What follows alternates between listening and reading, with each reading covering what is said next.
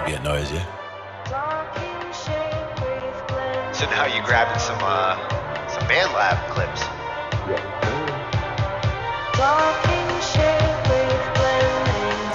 Now for me, that would also be something where I would use like volume automation and like bring that from the bottom, like bring it in and then bring it back out. And these are the kinds of sounds you can scratch.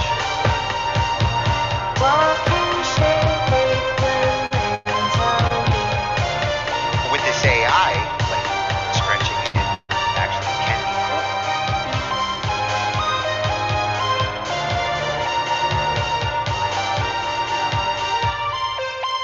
Oh, that was perfect for the interlude too. Ends it right in the right I spot. didn't even notice. 40. I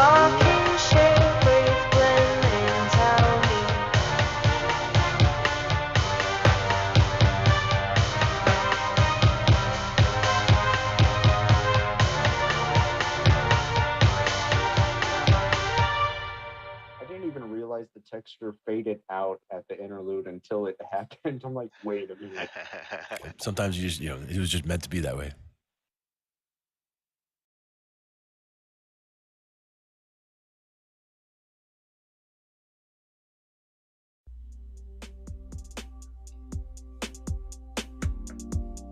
Fuck around and get angified. Slow mode, slow mode, slow mode. And super high. Sativa sway.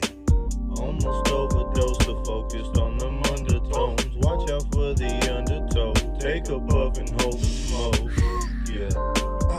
Count to 10 and let it go. Up and away we go. I toggle through scenarios. They ended up in burial. Riding in my chariot, banging my life through a stereo. I'm not a narcissist, but a perfectionist. Wiping blemishes till my lab's up on this kitchenette. Still the darkest side of that silhouette. Hey. To tell the truth, I am wrong. Turn away from Mayday. We're going down. To tell the truth, I am the proof. Don't mind what they say. No. Been Clyde the hub bonnet, I've been there. You don't want it, I'm Bluebill the blue bonnet. Southside, we drop comments. No gin, no tonic. What's in my cup? He's supersonic. Stay ready for these comments.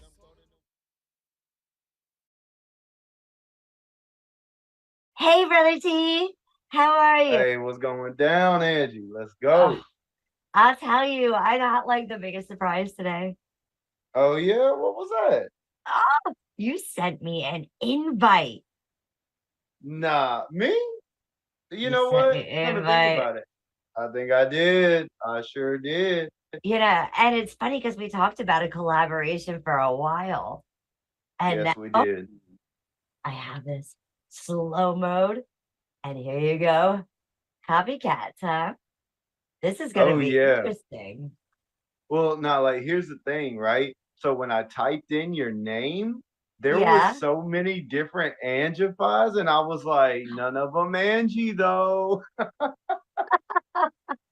was like, they're just copycats. They're wannabes. What was that? When you say a lot of angifieds, which ones did you find? Which were the funny ones you found? Oh, there's the a couple of them. Angify shakes that ass or something like that. I said, stop, man. Yeah. I was like, and don't forget the angify lovers. Yeah.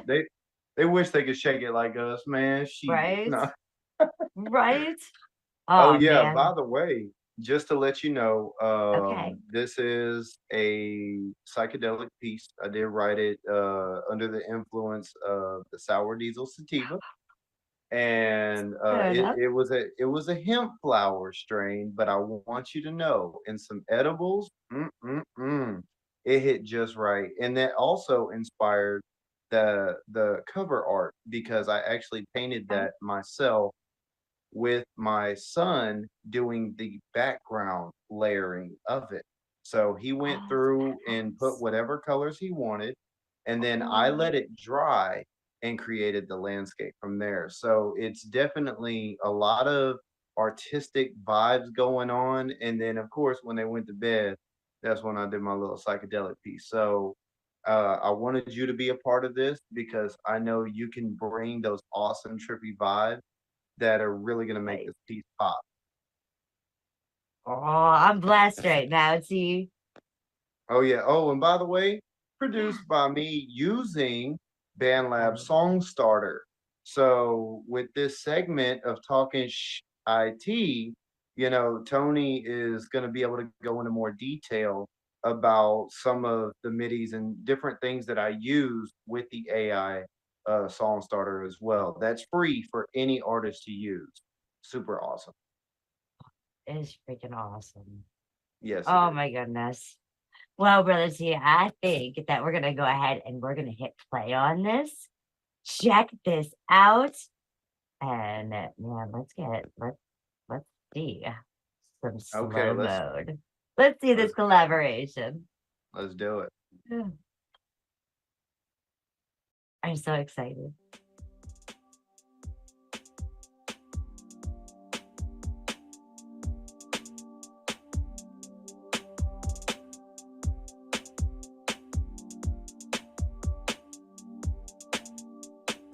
Almost overdosed or focused on them undertones. Watch out for the undertow. Take a puff and hold the smoke. Yeah. Count to 10 and let it go. Up, up, up, and away we go. I toggle through scenarios. They ended up in burials. Riding in my chariot. Banging my life through a stereo. I'm not a narcissist, but a perfectionist. Wiping blemishes till my left up on this kitchenette. Still the darkest side of that silhouette. Hey, to tell the truth, I'm one wrong turn away from Mayday. Yeah. To tell the truth, I am the truth. Don't mind what they say. Hey, been Clyde the hood bonnet. I've been there. You don't want it. I'm Bluebill the blue bonnet. Southside, we drop comets. No gin, no tonic. What's in my cup be supersonic. Stay ready for these comments. I'm caught in the whip. Where's Charlotte? Hope what's on my back ain't targets. I'm gonna finish what you started. Not a bad one, unless I'm on one. Don't come around here thinking dog and make me sick my paws on them. Sativa got my thoughts drawing. Told my boys I'm all in. Then my engine began stalling.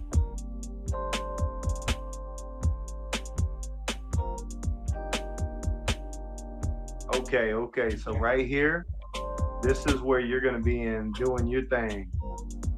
So like, my engine began stalling. All right, pause it. Lemons making lemonade.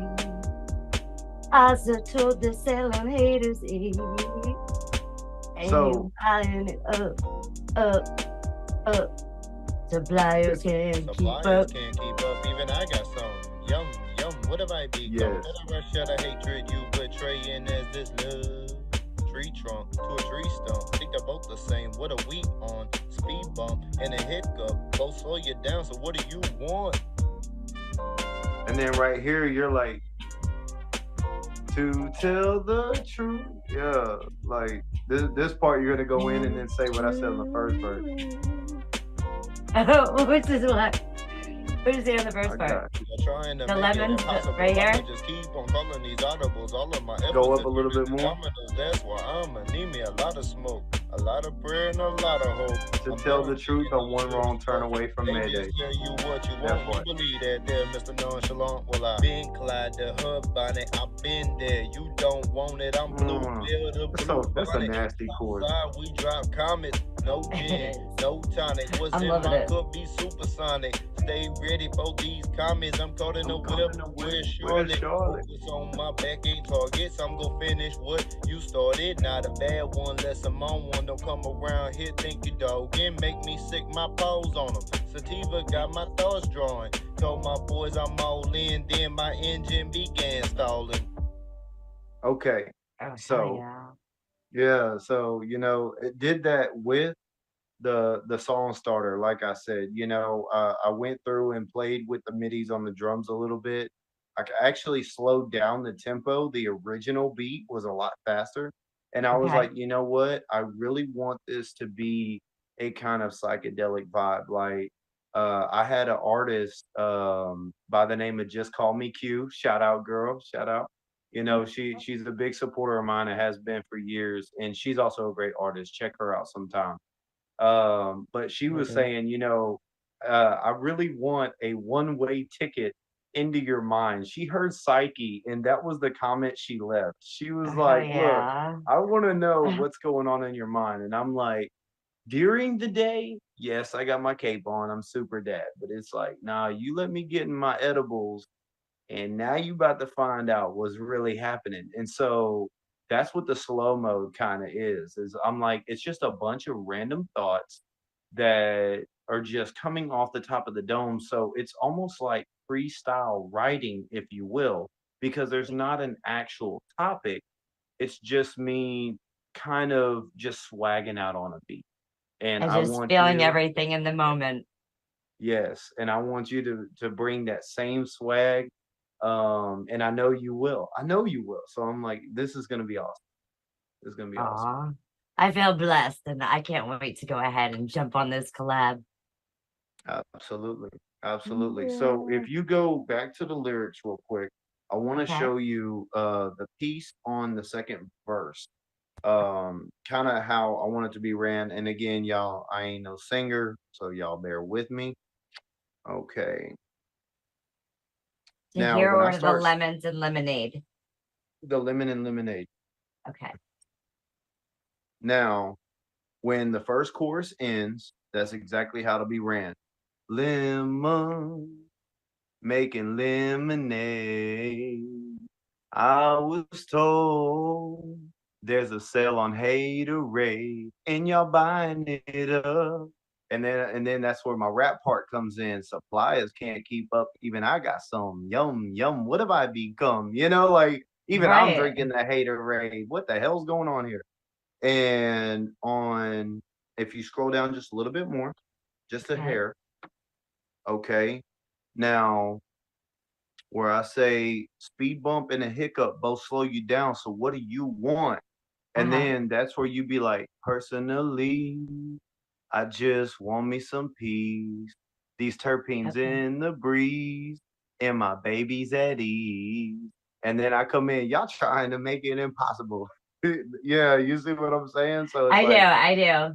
Yeah. yeah, so it's like I just want these terpenes from this good flower to just be floating in the breeze.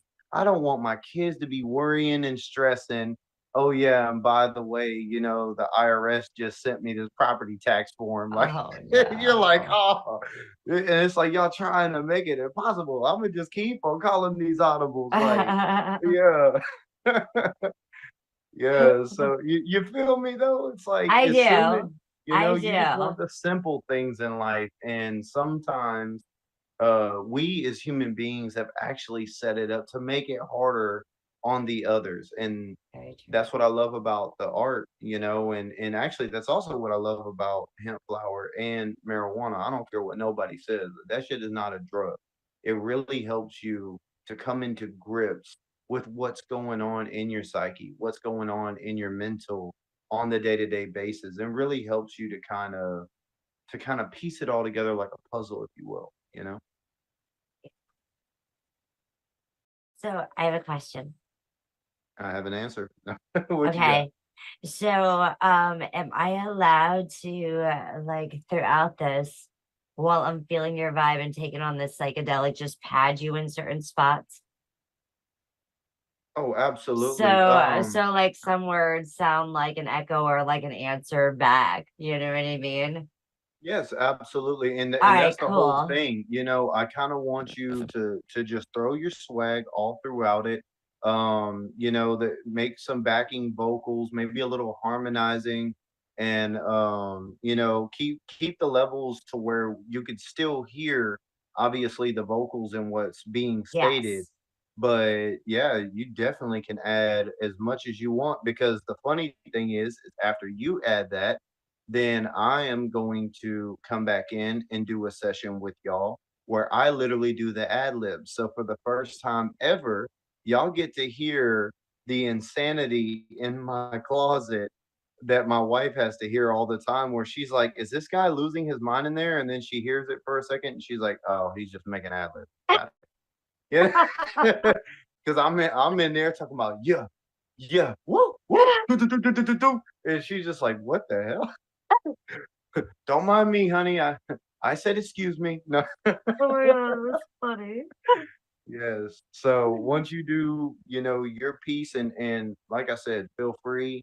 The only request that I have Okay. is you could have it in any tone that you want, but Okay. if you could ride the beat similar to how you heard me writing it, but do it with your own tone. You don't have to do it low. If you want to Okay. go high, go high. I have no problem with that. I'm gonna do what Um, I feel. yeah, that part. Yeah. Because if I feel like it, I need to go up, but then I'll go up. You know what I mean? If I need to go down, I'll go down. If I need to like be slab like right at key with you, you know what I mean? Yeah, and this is what it's all about. When you're creating a piece and you're collabing with other artists, this is the main thing, like, hey, we both want this piece to come out like a symphony, if you will. Absolutely. So yeah, and Absolutely. I appreciate you for accepting the invite, Angie. I'm honored and I'm thrilled. Yay! This is gonna be awesome. This is gonna be awesome. Yes, it is. And you Yes, ma'am. guys get to go ahead and see Tony and me and TBone on Thursday as Tony goes ahead and mixes it up. Already that And we Talkin talk Shhh some I.T. because I us T. artists are our worst critics. So we'll see what Tony does in there and we'll see what it sounds like at the end of the show. Oh, I know it's gonna be masterful, and y'all tune in. Y'all already know what it is. Tony's and Angie ain't doing nothing but spreading the love, and so that's what I'm doing too. Y'all already know. DM me any of your tracks. I'm always willing to take a listen. I Awesome. always take that time, and y'all need to know that. I am a real one. When I actually comment, there's a reason why it's not emojis because I Sorry. make sure to think about what I'm gonna say about what I have heard. You're dealing with a real Right. one. TBone. Let's go. Thanks so much, everyone. We'll see you later.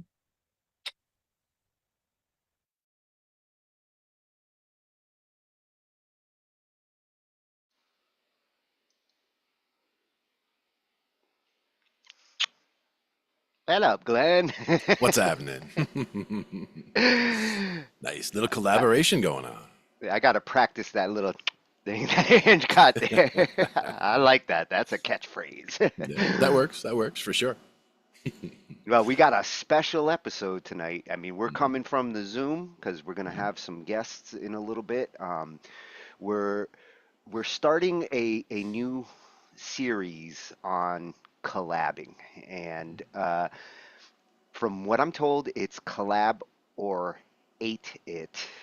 So, mhm. the collab, we're going to show, whether it works or whether they ate it. And or in some cases, I'm also going to rate it. Like after I get done, I'm coming up with a little collab scorecard on, you know, workflow, ease of collaboration, the kind of things that we should be thinking about when we get into collabs with people. Mhm. Yeah, and the kind of traits, like you said, that make a good collaborator or make a collaboration come out, solid. Because the fact that everybody's putting in good work, everything is coming together right. Everyone knows their part in the collaboration and is, delivering for that final product. And the same, having the same vision for that final product also helps a lot. Yeah, and that's what that first video we just watched is all about. Mhm, It's the introductory, it's the invitation, the mhm, artists getting to know what they're each is looking for, what they're mhm, expecting from each other, ideas that they could try. Um, Later in the show, at the end, we're going to show their first bounce off of each other. nice. What's cool about how Da Vinci, how T-Bone did this is he started with the BandLab song starter, Yeah, yeah. and we looked at that last year, and Mhm, it's really come into its own. mhm, He gave me like a nice first revision with the song starter, mhm. 4 channels of MIDI. I got the bass on a MIDI track. I got the drums on a MIDI track. I got the horns, and he used a couple of loopers as well, some audio tracks, Sure. but all the music is nice and separated. And then the latest revision, when he sent me the invite, it's got all his main lines, it's got his ad lib tracks, and then Ange came in and just to tell the truth. Nice. All over it. Yeah, Very cool. it's a great collab to show for what we're going to be covering here. You've got two different types of artists, different styles and different approaches. So we get to see two artists bounce off of each other, make something, and then bring in a mixer to take it all and put it together. And on BandLab, that's a common situation. You're going to have the musicians, and hopefully, you're thinking like a mixer to finalize it. Right. Get everything to sit nice and play nice with everybody else. Yeah. Yeah, and what I like about this is, sometimes the artist who's doing the singing or playing the instruments doesn't always make for the best mixer. Because they They can't be objective. Yeah, yeah. Yeah, yeah, there's a bias. Sometimes they're either pulling themselves back too much or Right. they're pushing themselves up too much, and it's good to have a third ear there. Yeah, for sure. And the more years, the better. And it also comes back to listening to that mix on different medium. Like listening to it in the car, listening to it on the monitors, listening to it through the headphones. Like each one is going to give a different representation of it. And somebody might do the best mix in the world on their headphones, and Yeah. then they say, "Oh, listen to this," and you go listen to it somewhere like your car, and you're like, "What the hell is this?" Because it's And nothing you're like what they you're gonna thought. you're gonna see in the later video, T-Bone gets into some of that, and Yeah, yeah, we do discuss that a little bit when he sends me the invite. absolutely. It's important. Yep.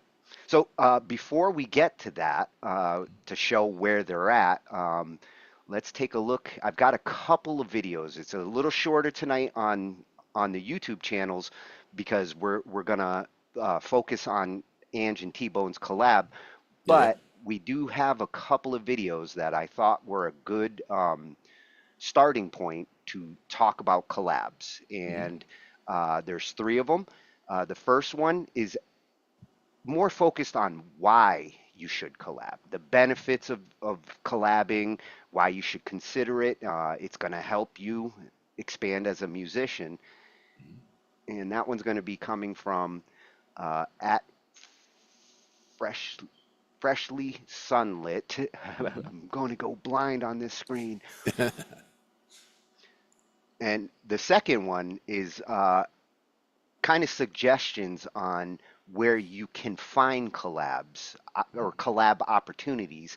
And although this one doesn't mention BandLab, it's okay because we are going to be mentioning BandLab. That's kind of where we're spotlighting this collab on. Right. But he's going to give some interesting ideas on recognizing collab opportunities, from open mics to playing in the park. Yeah, absolutely. Yeah, this one's going to be coming from at Thomas George.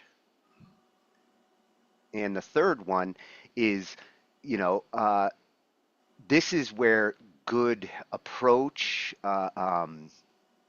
what you should expect from a collab, uh, collabicate, like etiquette for collabs, which Nice. is something that we're going to be really covering over the next couple of weeks. Ange mentioned it would be so cool if like we had collab contracts, and having something like that makes it a lot easier to know what you're going into, what's expected of everybody, and I love the idea. I think that's something that will improve collabs and workflow, taking that kind of approach. And this one's going to be coming from Gabe Miller Music, at Gabe Miller Music, and he's going to show some proper form to doing a good collab. Nice. And then after we're done with those, we're going to see the second part where T-Bone and Ange have bounced off of each other a little bit, and now they're going to see where to go with this collab. So this week we see the starting a collab. Nice. The early stages. Yeah, and I've got all those tracks nice and loaded now on my cakewalk. So next week we're going to get into mixing the collab. Doing the work. Very cool. So what we'll do is we'll start with the reasons to collab, collabing with other artists and producers. That's the one that's at Freshly Sunlit over on YouTube. And Ange is my DJ tonight with the videos. Excellent. Collaboration in music. If you look at a list of the top songs right now, many of them are collaborative, featuring more than one artist. And this trend is not exclusive to popular music. Even the most underground indie artists are collaborating with each other. And while collaborations have happened through the decades of music, they are much more common now. And this is because it's easier than ever to collaborate with someone. For a while, in order to record music, you had to go to a studio, rent out the space, and it was a very expensive process. So when you wanted to collaborate, you had to bring in someone else and rent that studio space. So it had to either be someone who lived in close proximity to you, or you had to fly them out. So it was just very expensive to collaborate. Now, many artists have the capability of recording in their home. And so all of a sudden the world has opened up and a collaboration can happen anywhere remotely. And it is very easy. One cool result of this is you get really interesting collaborations now. You can have an electronic producer in LA collaborate with a country singer in Nashville, and they might not have crossed paths because they're in different music scenes in different parts of the country. So it's a lot easier to collaborate now, but why do it?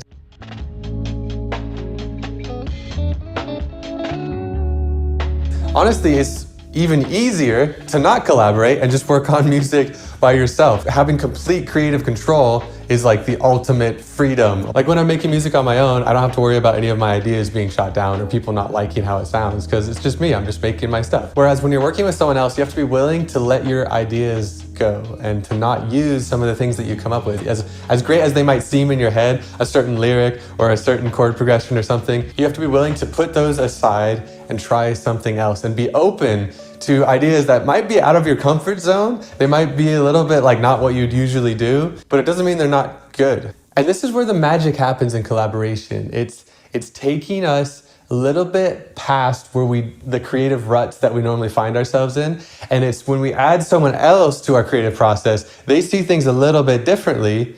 And then we combine that with the way that we're doing things, and you get this like new flavor, this new blend. And I think this is the magic of collaboration. And it's also the challenge of it, because you have conflicting ideas, there's tension, there's friction working with other people. And it's learning to let our ego take the back seat and willing to be open to another person, letting them in, being vulnerable. And this is why collaboration is a beautiful thing. If you watch the credits of a movie, you notice that there are countless names, because it takes so many people to create a film. It is the ultimate form of creative collaboration. So in a similar way with music, we can accomplish much more together than we can on our own.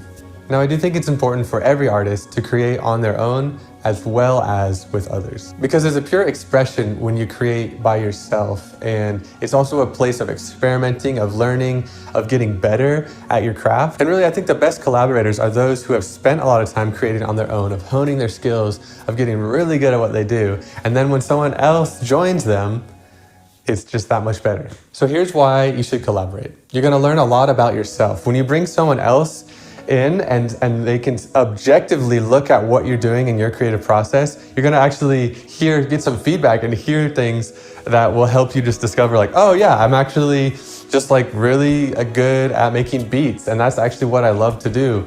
Or I'm really actually good at finding melodies, or really good at just writing lyrics. Like when you have bring someone else into that, they can give you that feedback and help you learn about yourself. It helps you let go of your ego and not hold on to your ideas so tightly. Because sometimes I think we hold on to ideas and it prevents us from progressing and it prevents us from actually improving and getting better. And like right beyond this idea that we're holding on to, there's so much better stuff. It allows us to create stuff that we never would have thought of, like completely new things.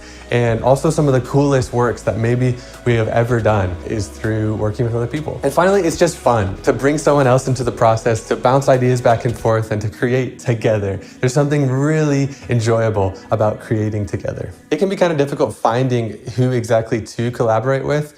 Like you might get a comment like, hey, we should collab, or a DM here like, hey, it'd be super cool to collab. But you don't know if it's gonna work out. So how do you find that? There's so many different elements that come into play to create the synergy needed for a really good collaboration. And that sometimes takes time to find the right people for that. And I know not all the collaborations are gonna work out. Like someone might reach out, or I might reach out to someone and be like, hey, it'd be really cool to collaborate. And it just doesn't work, but we can at least give it a shot. We can at least try. We can at least start kind of bouncing ideas or start talking and seeing, okay, is this gonna work? And I think you learn pretty quickly if it's not gonna work. So if there's just not a connection with the other artist, I think that's a pretty clear indicator that the collaboration is not gonna work out. It's also important to align expectations with a collaboration, because I think sometimes people reach out and they're just looking for like a free beat. They're like, hey, let's collaborate, but really I just want you to make a beat for me. Even if it's not their intention to be that way, it can come across as them being kind of unequal. Like they're asking for a lot of you and they're not really giving a lot in return.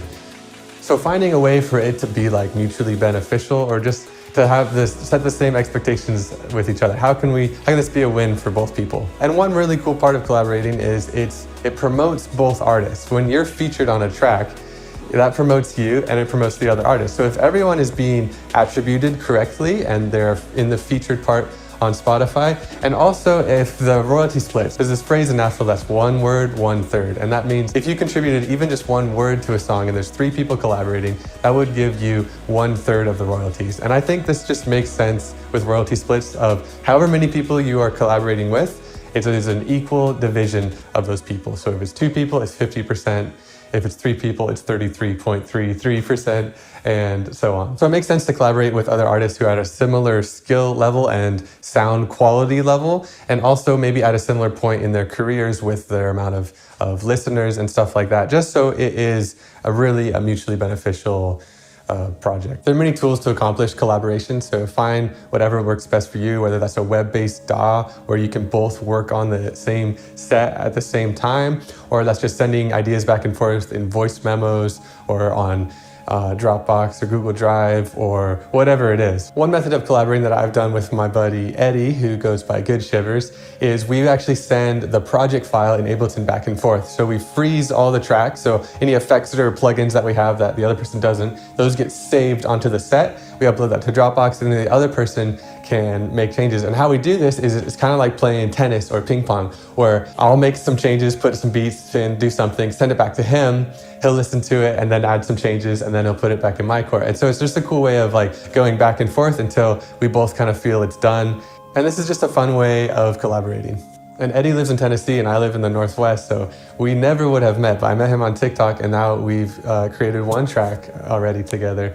And it's just cool, like doing stuff like this. So I want to encourage you to be open to collaborating. Even if you don't know how to do it exactly, just start trying things and see what works. Send each other lyric ideas back and forth. Maybe you send 1 lyric line and then the other person has to do the next one, and you just go back and forth until you have a complete song. Or if you're really good at making beats, make a beat and see if you can find someone else to rap on it or sing on it. If you're really good at rapping, like find someone to make a beat for you. Like if you're really good at writing lyrics but you don't know how to like create chords and stuff, find someone who can create those for you, and see if you can work together and see if you can really make it a win-win for both people and benefit each other. And also just learn in the process, be open to that journey of learning and discovering more about yourself and discovering how to work with other people and let people in and just create together. There's so much magic in collaboration. I think that's why we're seeing so much of it right now.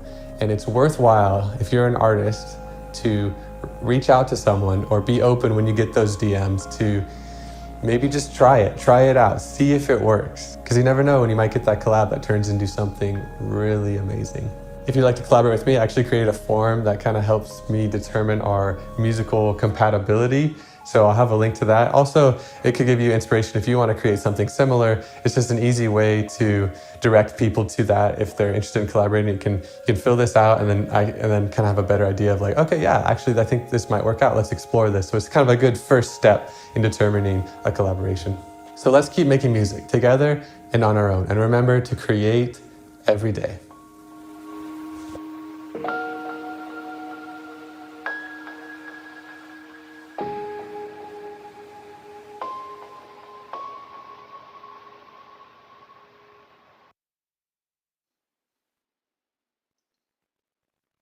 Oh, a good one to start with when it comes to the benefits of collabing.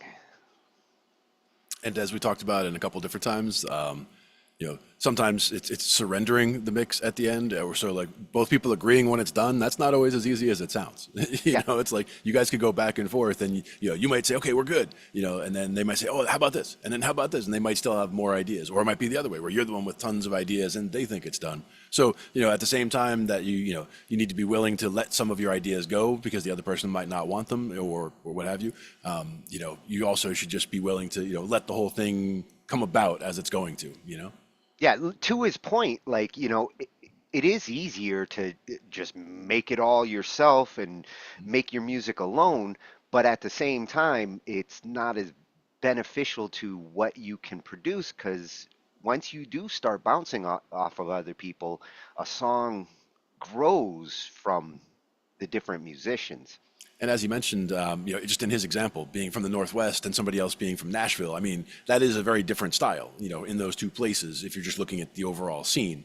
So, the music that comes out of it probably has a mesh of those two styles that would not have otherwise come together, in that particular song, because if they had done it all in the Northwest, it would have been this way. And if they did it all down in Nashville, it would have been this way, but it would not have been that middle ground that it probably would end up as. Depending on which side it's more influenced by. But you can actually get more diversified music by collabing with people all over the world. Exactly. Especially when the styles are, very different, but could still work together. Yeah. And, he did mention, like, if you're using the same DAWs, there's benefits if everybody's on the same channel. Matter of fact, there was one screen, I'm going to bring it up. And this was at Freshly Sunlit over on YouTube. But this particular screen, when I'm thinking collab contract, there's a lot of what I'd want to see in a collab contract right here. The collaborators that you're going with, you should be looking for flexibility and adaptability. You don't want to be dealing with somebody new who's rigid and not willing to bend. Those are the hardest collabs. And understanding roles and responsibilities, like who's the singer, who's the different musicians, who's the mixer. Again, another important one to establish up front, not at the end. And shared visions and values goes back to picking band members. Like, I would never join a band or make a band with band members that don't share at least some vision and value. Yeah, and even just this entire list here is almost more like a checklist of people I would collab with. They have all of these traits already, so it's not even like signing a contract, but it's more like these are things that I would expect from anybody that I would be collabing with. Just in general. It's much easier if you're collabing with an artist that you're already familiar with. If you already know them as a person or you already know their music as an artist, then you know what you're getting into ahead of time. It's the blind collabing that sometimes, with BandLab, I've seen artists who come in like all pumped up, like, whoa, I can find collabers out there.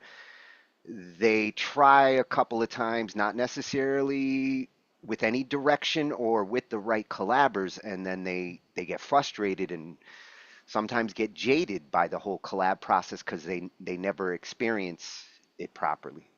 Yeah, and that's where when I started out on BandLab, it was so much just doing forks, and that's where it turns out to be a collab where it's you and somebody else working together, but it's more they put something out and then you just added something to it. So then it becomes an after the fact thing where their thing was out there looking for bass, for example, and I would just add a bass line to it and go from there. Oh, and there's our two collaborators now. There we go. T-Bone's What's putting some going on? graffiti up. Yeah, yeah. Oh, you just finished filming? Nice. Yeah, 1 second. Let me flip that over.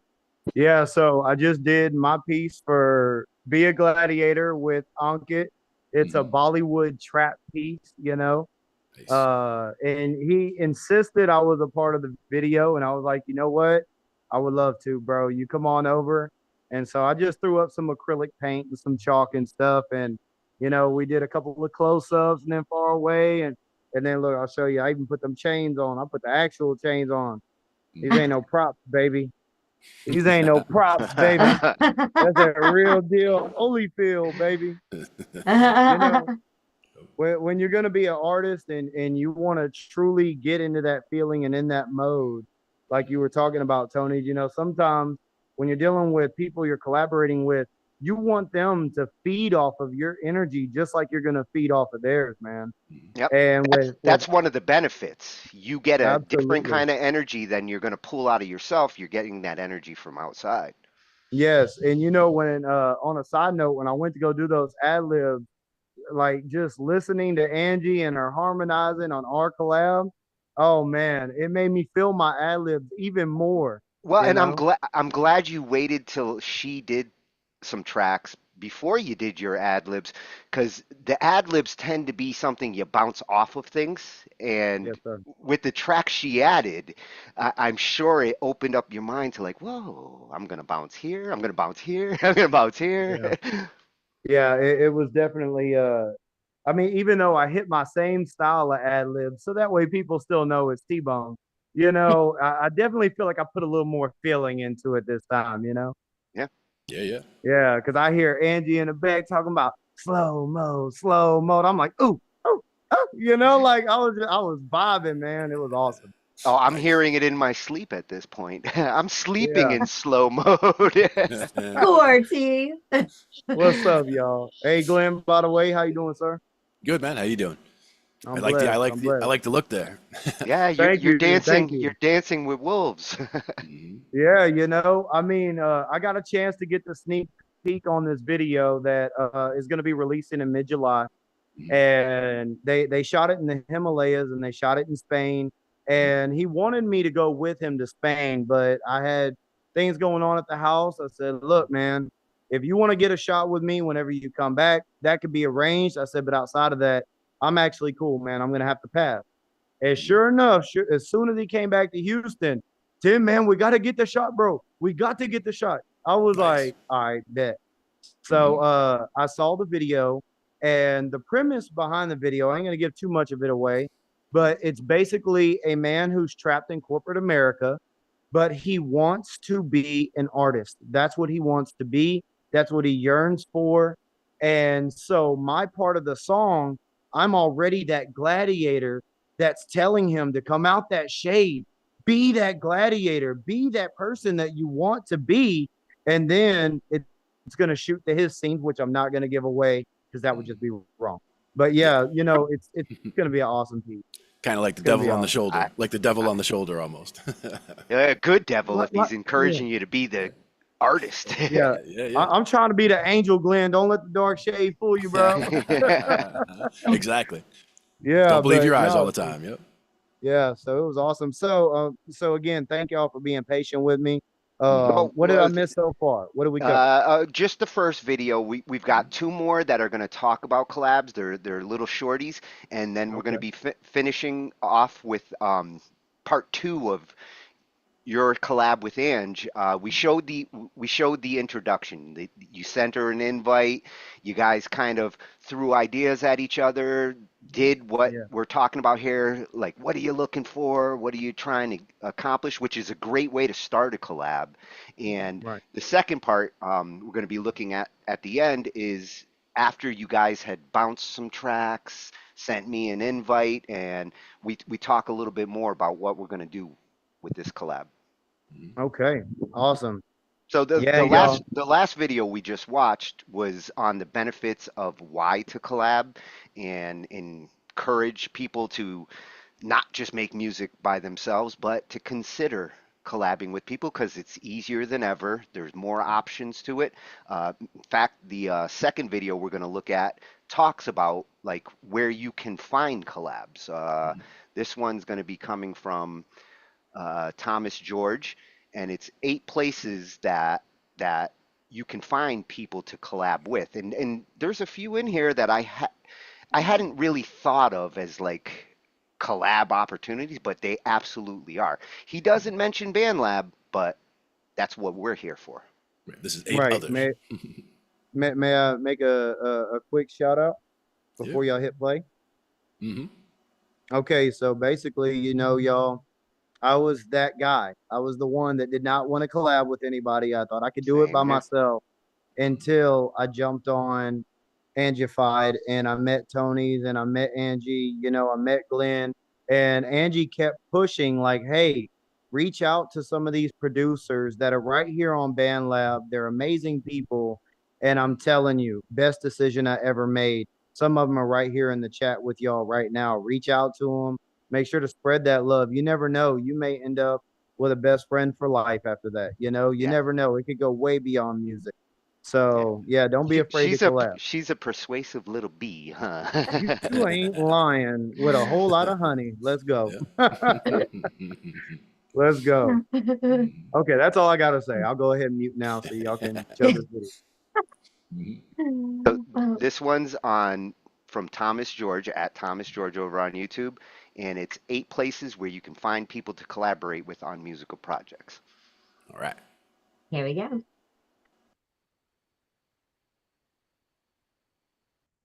Hi, that's Thomas George, and I wanted to make this video to talk about how to find people to collaborate with on musical projects. So there's many reasons why you might want to collaborate with people on musical projects.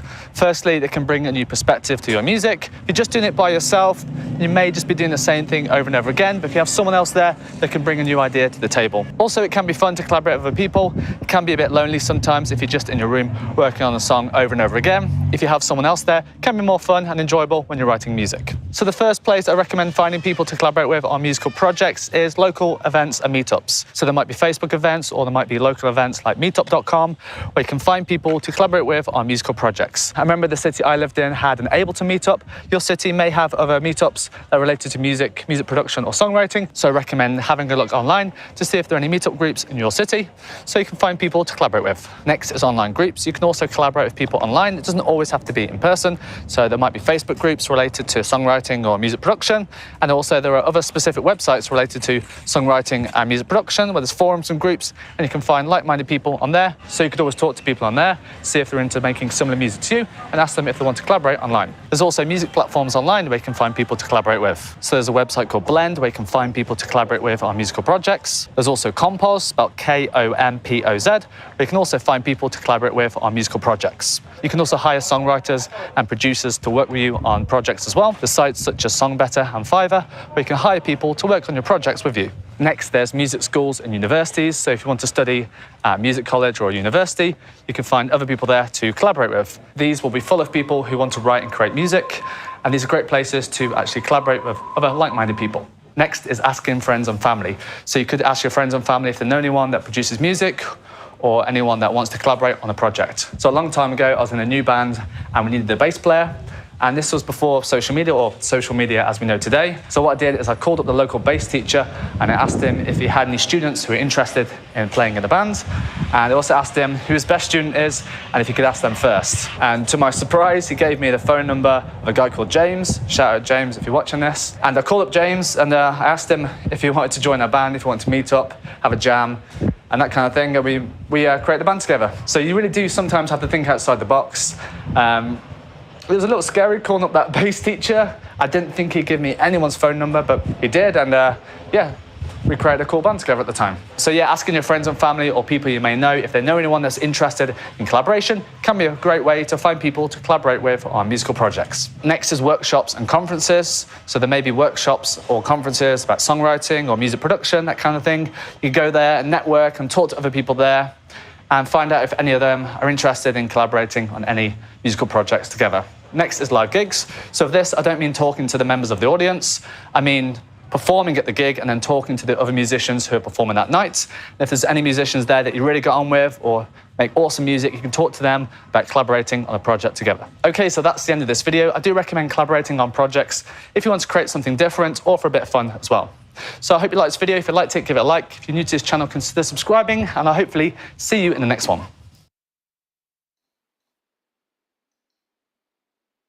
So there are some out-of-the-box approaches to collabing there. He mentioned a couple of online sites that I wasn't familiar with. I'm going to have to check them out. Yeah, the one that when you mentioned meetup, it reminded me of we saw a number of meetups at some of the gigs that we would do. Like I'd be doing sound or lights with one of the local bands, and there would be a meetup that was just coming out because they knew there was a live band at the venues. Like so they were either venue based or it was based on I know the band is playing, so I'm going to go set up a meetup to go see this band at that place. So a lot of times they would do that, and there'd be a lot of times musicians from other bands that would be there. So, we'd be doing sound, and like some of the members of 3 other different bands were all just there because they knew, the venue and they knew who was playing, and so they would all come out. So it is a way to meet other musicians from other bands. You're in a great situation doing gigs the way you do, and sometimes doing the lights. You're running into musicians all around you. That's as good as having the school that he mentioned. Like if you got a music school next to you, there's a ton of musicians in that building. That's right. Yep. I just want to point out that Brother T totally like Clark Kented it up right now. He went from like, look at this gladiator to look at he's all clean. Well, he did say he's like, Superman. Yeah. I found a phone booth nearby. Clark nearby. Kented it up. Yeah, I found a phone booth nearby. What can I say? That's good. But gotta relax. Actually, to go ahead, Glenn. I'm sorry. I said you gotta relax. Oh yeah, absolutely. Work is done. Now time for the fun work. Mm-hmm. So to touch on y'all's point, absolutely when you're out there, even in your local community, and you have no idea at these local pubs or bars, or I mean, you could even go into a church. Go see some of these boys on the drums, man. They TBone just added another one to that list. That's another great place to find musicians. Oh, absolutely. Actually, and then reaching out to your family, like he was saying, you never know who your family knows. Like, my cousin-in-law is the reason why I just did my second song with a guy from India who, I didn't know this man from Adam 2 years ago. And now we go and eat biryani all the time. And, we actually have another song in the works that we're talking about. And that's all behind a relative. So, don't be shy. Don't be scared. If you're an artist and you want to get out there and share your artistry, well, guess what? You got to fucking meet new people. That's part of the gig, man. Yeah, and family can help. When I moved up to Maine, I didn't know anything about this area. My brothers pointed me to a couple of clubs where they have gigs, and my niece has found me an open mic that they have. Oh. No kidding. Nice. Very cool. Well, that's Tony's place to go meet. Open jams are fun. I take it the rest is history now, huh, Tony? Yeah. Well, if there's any musicians out in these woods, I'm going to find them. I know that's right. You got to set the trap with the right bait.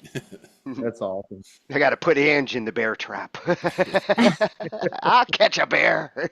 Question is, what kind of music would be popular up in the woods there? Is it, would it be the jazz jam, or would it be the rock jam, or would it be the acoustic jam? What would bring the most people out of the woods is the question. The moose call.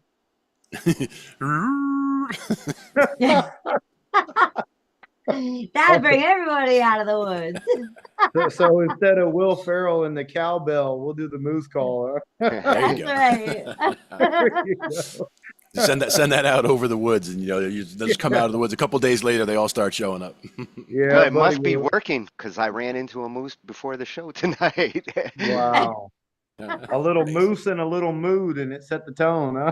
Yeah, they're both a moose and a deer, a baby moose and a big deer. They were probably really hot, right? I mean, how hot is it up there by you now? Well, and they might have been confused, like looking like, for a date, but like, wait a minute, you're a moose. You're still cute. That's good. Uni, that is correct. They did not mention BandLab on the list, and that's why we are sharing it out. Yeah, we're adding that extra option because BandLab has really revolutionized collabing. I never really collabed virtually before BandLab. Yeah, Maybe I would agree. copying a project to somebody else's machine locally, but never going through like the internet to move projects around. Yeah. And she dragged me in here. I mean, she dragged me to BandLab for sure. I No, told you kicking she and Oh, was screaming. here's more my persuasive. fault. Yeah, yeah. Yeah, Your it's fault. all Your your fault. fault, Angie. It's all your Yeah. fault. And I You, would do it again. You will. yeah, yeah, And you said I would thank you, and you were right. Thank you. See, I'd do it yeah. again. Yeah, because I mean, BandLab is it's just an awesome place. Like once you get away from the idea that it's a musical Facebook and you Yeah. actually realize that there are a lot of great artists on here who, I mean, again, they're just wanting to collab. They want to hear your sound. They want to know, like, for example, if you're somebody who did abstract art and then you're somebody who did landscape, well, hey, why don't we do like an abstract landscape piece, and there's no Exactly. telling how it'll come out. Exactly. You Blending know? of styles. Yeah. Yeah, absolutely.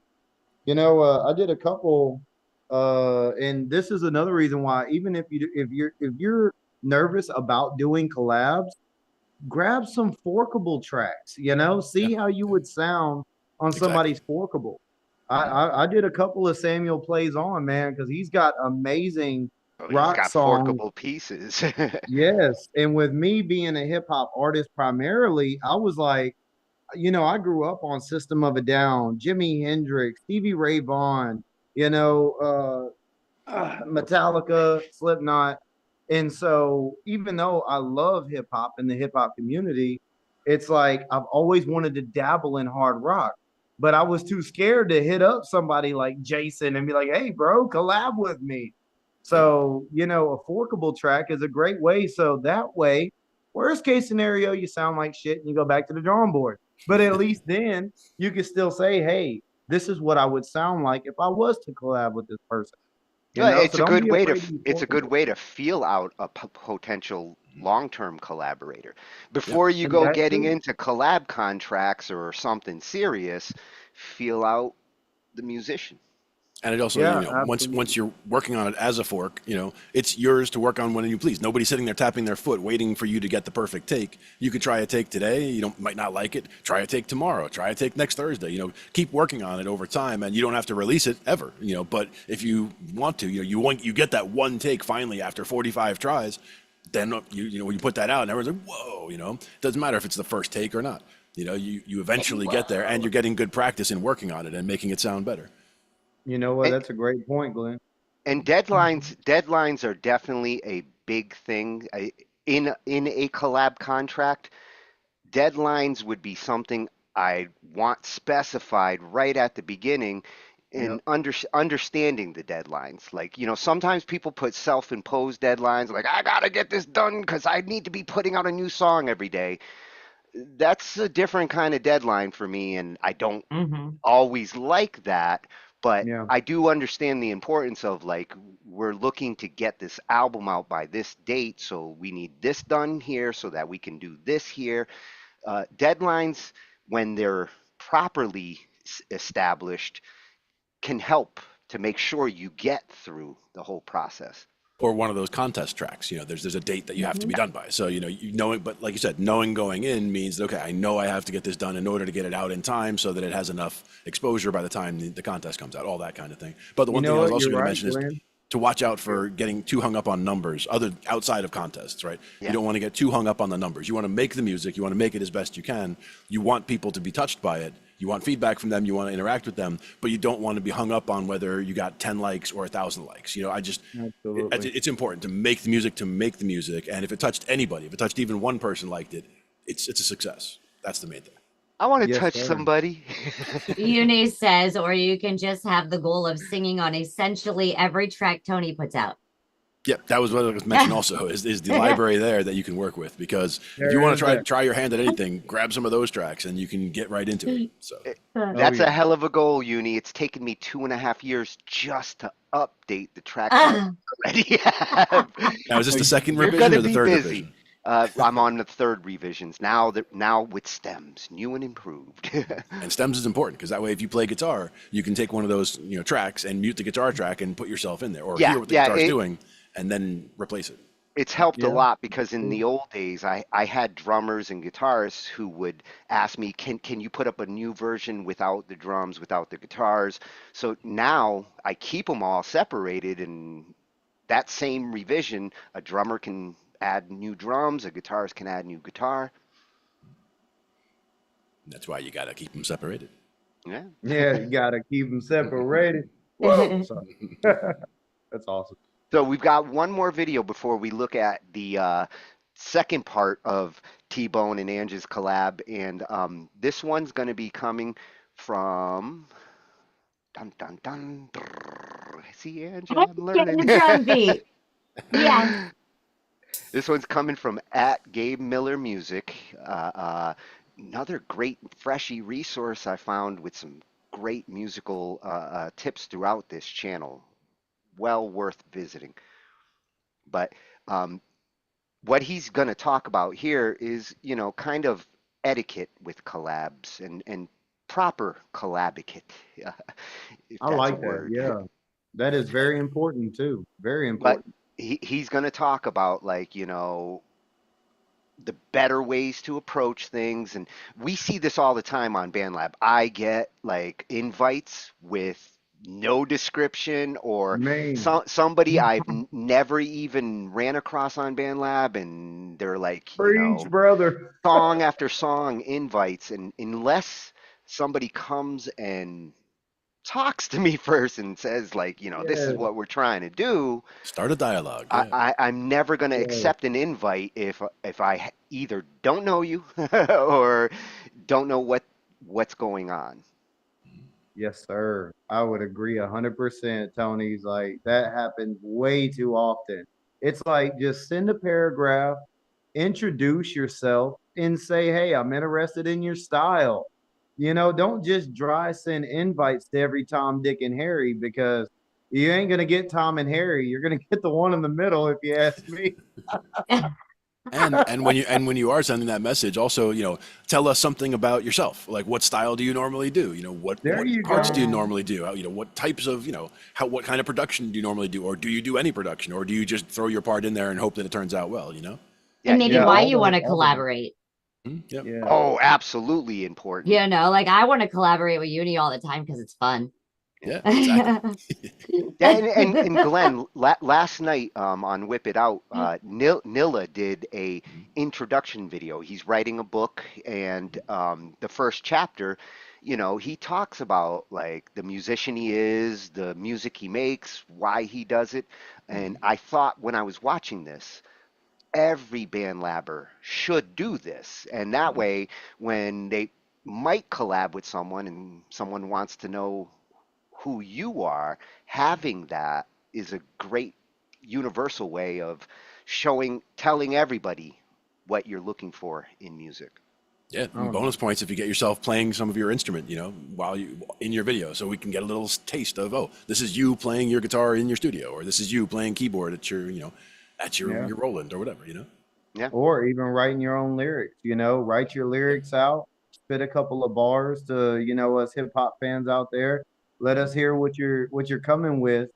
That would be a great concept. Absolutely. The better you do that, the better the collabers you're going to find and work with, because they're going to understand where you're coming from. Or they hear your boy. contribution and they hear what would work with it. That, they hear the other parts of the collaboration, because some people are better on the overall production side, where it's, oh, I hear that part and I hear that going with, this flute and that clarinet and whatever, like, putting different sounds together, and they just hear that whole overall thing, as opposed to being necessarily a single instrumentalist or, a single singer, for example. Yeah, and like Ange said, like knowing what the person's motivation is, why they want to collab. Yep. Yeah, like on Wednesdays when Glenn, me, and Bill get together, which we have to get together very soon. Yeah. It's been Bill wanted to reschedule. I know. And then Kira got sick this morning. So yeah, it's kind of one of those things. I'm glad that I didn't reschedule right away. But let me go back to sleep yesterday, so that was good. And that's all just for fun. It's for experience. It's going ahead and seeing what creatively we can do, and how we can inspire each other to be better and evolve in different skills and genres and fun. Amen. Oh, A and lot of times once- I can hear that you all enjoy bouncing off of each other. Oh, yeah. Like I hear the compliments between Glenn to Bill and Bill to you and you to Bill and you to Glenn. Like I hear the intermusical relationship. Yeah, it's a lot of fun. That's Even that what early in the morning. collaborating's all about. We both bring our coffee, so we're good. There you go. Yeah, we show up to Nice. Bill with our coffees, and he is like, "I made coffee," and we're like, "We're good." And people ask, "Oh, you like coffee?" I'm like, "If there's not a coffee really, really close by, there is a problem." So, and I will be working to fix that problem like immediately if that's the case. Speaking of coffee, while y'all play that video, I see a cup in my future. He's Get a it. prophet. Time for a top off. Yes. There you go. So for our last video from YouTube, it's how to collaborate with other music producers from @GabeMillerMusic. Let's do it.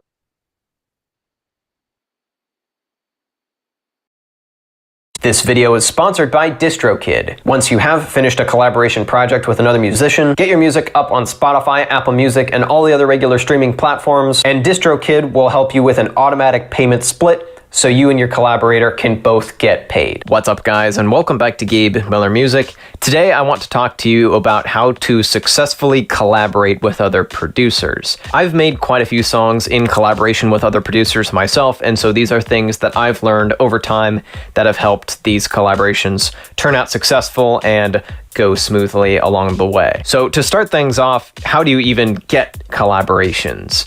And one way to go about this that I've had work on me quite a few times is to spend some time on YouTube or SoundCloud or whatever the kids are using these days and find some producers that fit a few criteria. Obviously, you like their music, they're at a similar or slightly above skill level when compared to you, and they're at a similar or slightly above audience to you. Once you've listened to their music a bit and gotten familiar with their sound, then message them directly. Do not leave a public comment or a public tweet or anything like that asking them to collaborate. Message them directly and get right to the point in terms of, I like your music and I would like to make a song with you. This is the kind of music that I make, and here are a couple examples of what I'm capable of.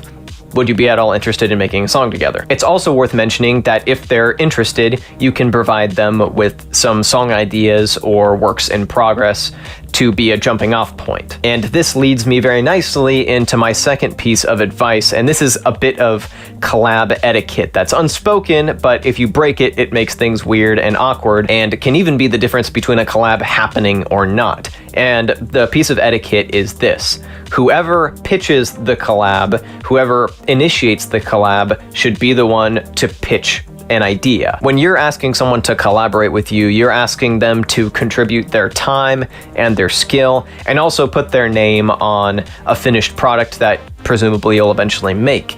And you want them to know that it's going to be worth their while, and you want them to know what they're getting into and have some idea of the kind of thing they're going to be working on before they agree. So I highly recommend when starting a collab that you provide the person that you're trying to initiate a collaboration with some ideas, some works in progress, some sketches, some melodies, something like that to get the creative juices flowing. And of course, if you know the person really well and have worked together before, that becomes less and less necessary. I definitely have good friends of mine who will just sit down and start talking about what kind of thing we want to make together, and then we'll go film something or go and make a song together, and that process becomes less and less formal as time goes on. But I highly recommend doing this for any new collaborations. Up next is something on the workflow side that can actually be very freeing for collaborations, and basically the idea is you and the person you're collaborating with do not need to use the same DAW or the same plugins.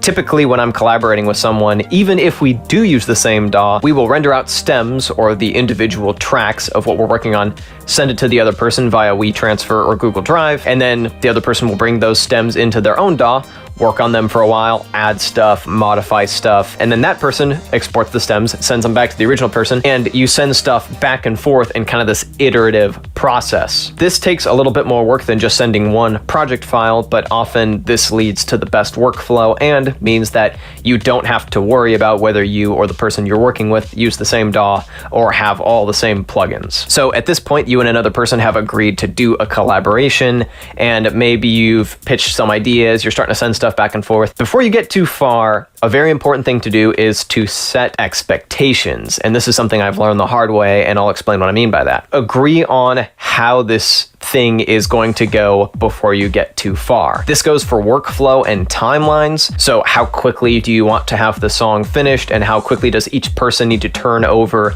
something that they've made to kick it back to the other person? How perfectionist or not perfectionist do you want to be?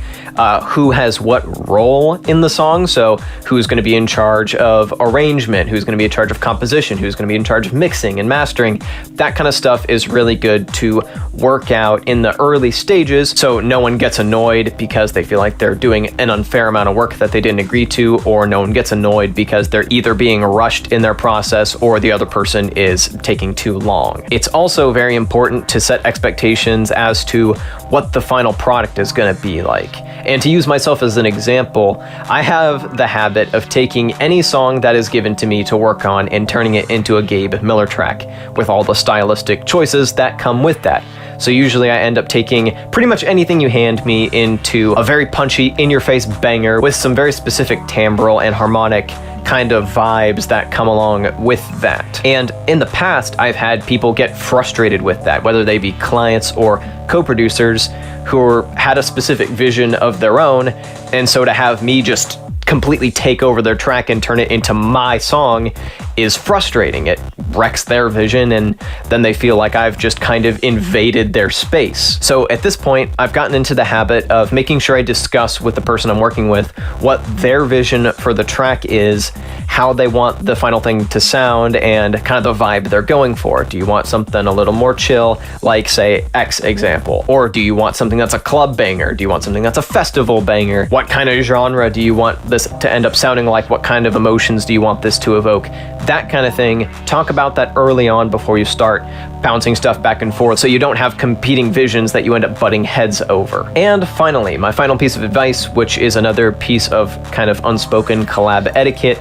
Once the song is finished and you've agreed upon a release date and you put that thing out, promote the hell out of each other. The two main goals of a collab should be to make something cool in a way that maybe you wouldn't have otherwise, and two, to promote each other and to expose each other to your audiences. So be a bro about it. Talk the person that you've worked with up to your audience and try to push people to their work, and hopefully they do the same. And so you leave the interaction having helped each other out and feeling good about the whole situation. One additional piece of advice for collaborating with other musicians is to get your music out there using DistroKid. DistroKid not only puts your music up on Spotify, Apple Music, and all the other regular streaming platforms, but handles automatic payment splits, so you and your collaborator can both get paid fairly and easily. This deal is made all the sweeter by the fact that DistroKid doesn't take a cut of anything that you sell. You just pay $19.99 per year and you get unlimited uploads. And you can get a 7% discount on your first year of DistroKid if you check the link in the description, and that'll also help this channel out as well. Thank you so much to DistroKid for sponsoring this video. Thank you so much for watching, and I'll be back with a new video next week. Peace.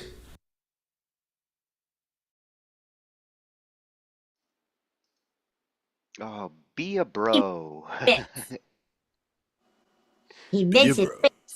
Yeah. Whips. Got to have the works in progress for sure. That's right. That's right. I think another good thing to kind of touch on too would be like when you're collabing, y'all trying to stay on the same topic. You know, you don't want to take your verse and go too left with it. Try to follow the chorus and the vibe of the song. I know he did mention that, but when it comes down to the lyrics, if you know we're talking about "Oh Happy Day" on the chorus, don't be like "fuck my life," and I'm gonna be like, dude, come on now. Absolutely. I have mentioned that multiple times where like some lines don't fit with the other lines in the song and it feels like there's two people writing it. Yeah, there's definitely a Exactly. stylistic through line. Yeah, like you said, just like we would have a certain reverb that we might use at some point to tie everything together and have everything sound like it's the same, and be able to go from there. Same idea as having the same through line or the same mood at least for the stuff going through.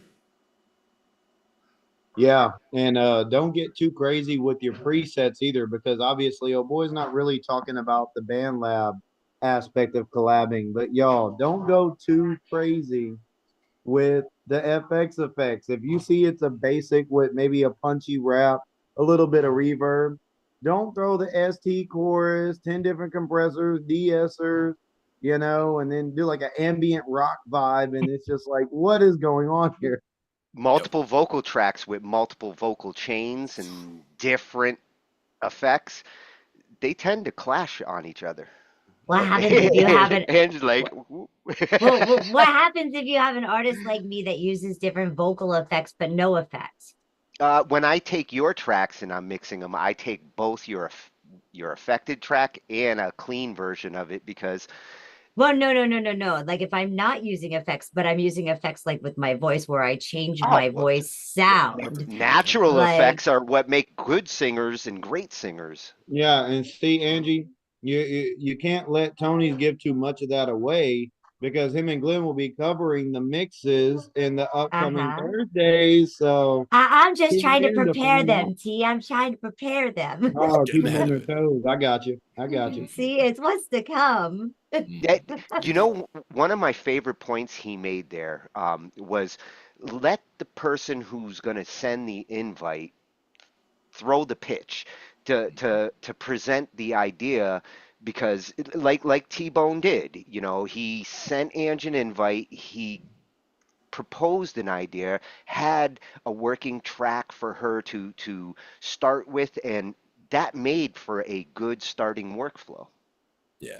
And even as much as Absolutely. it is a collaboration between everybody, the person who starts it, like you're saying, to me, that's the driver. Like they're in the driver's seat. And, everybody can be in the car. Everybody's going to get equal, they're all in the car. They should get equal credit for doing Yeah, the we're like project. Alanis Morissette, switching seats. Let's Yeah. go. Chinese fire drills.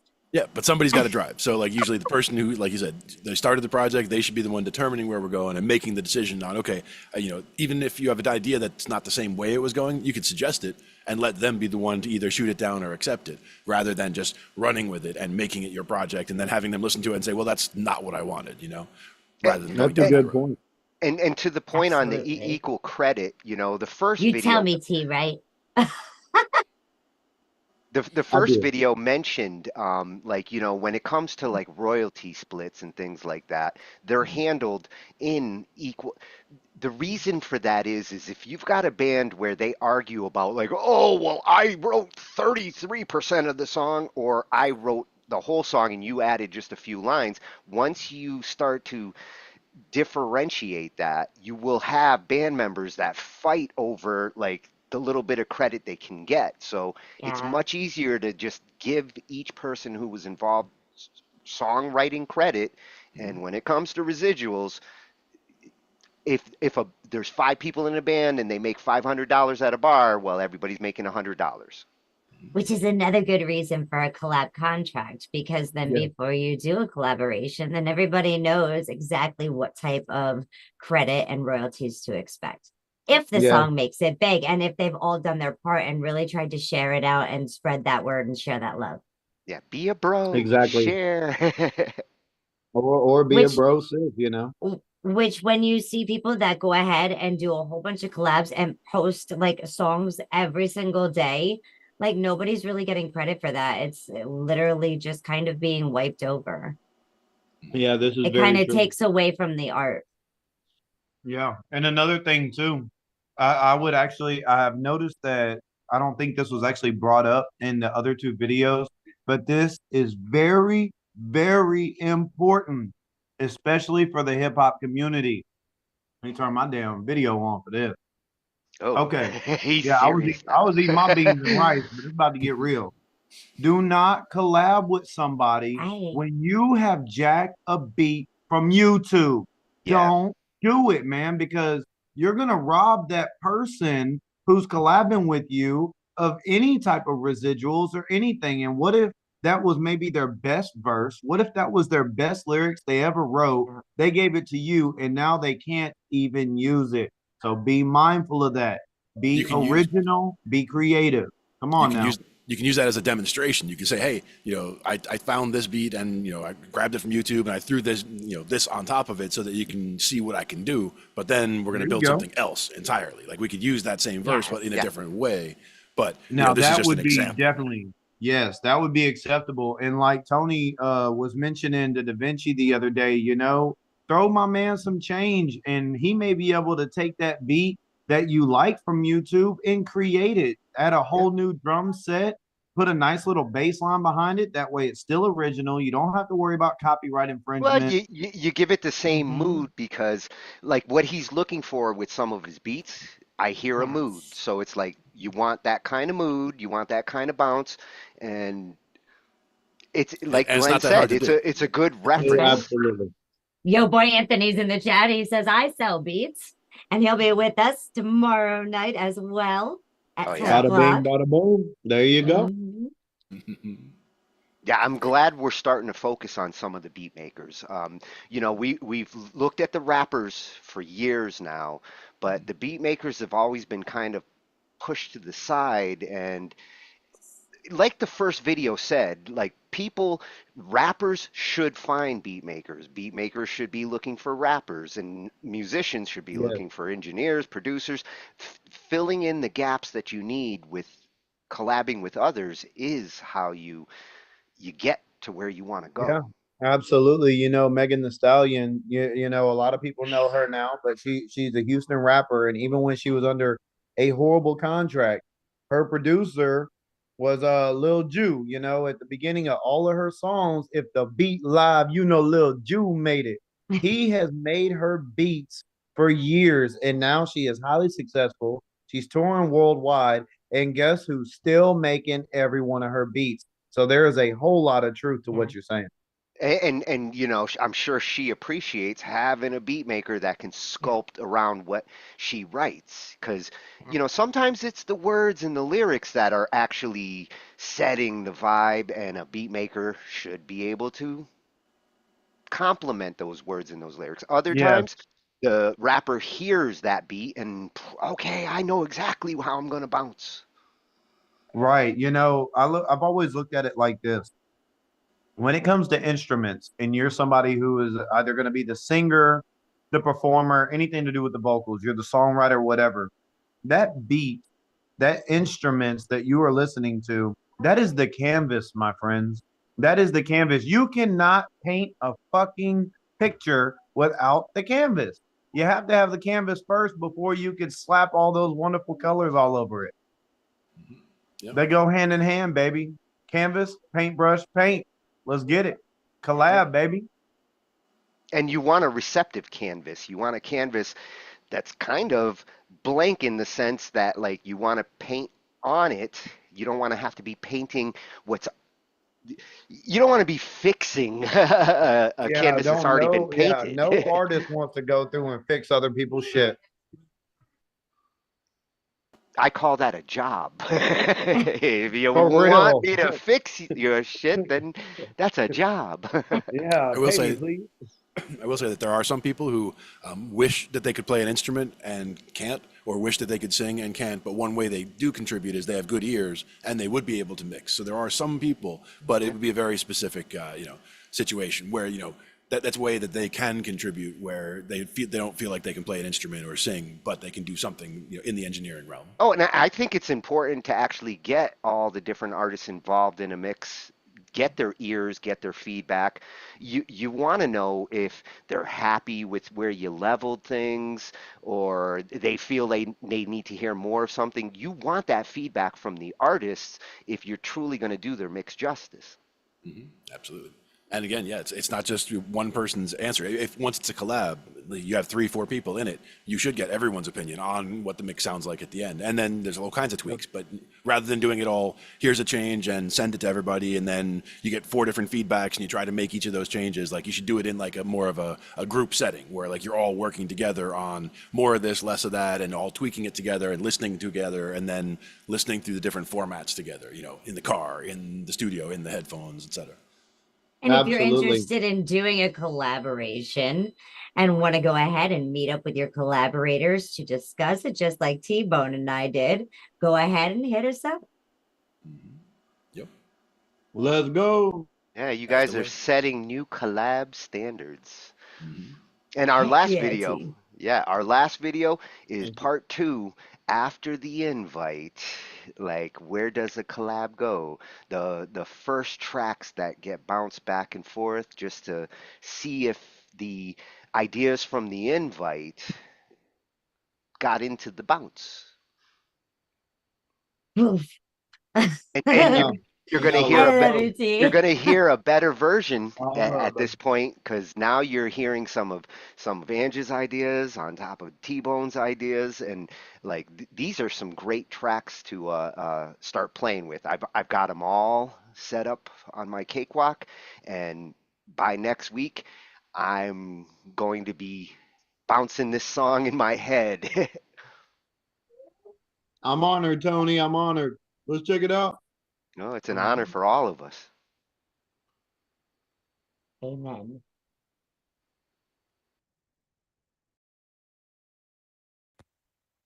Hi, T-Bone. How are you? Oh, what's up, Angie? How we doing? Oh, it's going really, really well. I went know. ahead and I laid some tracks down there on slow mode.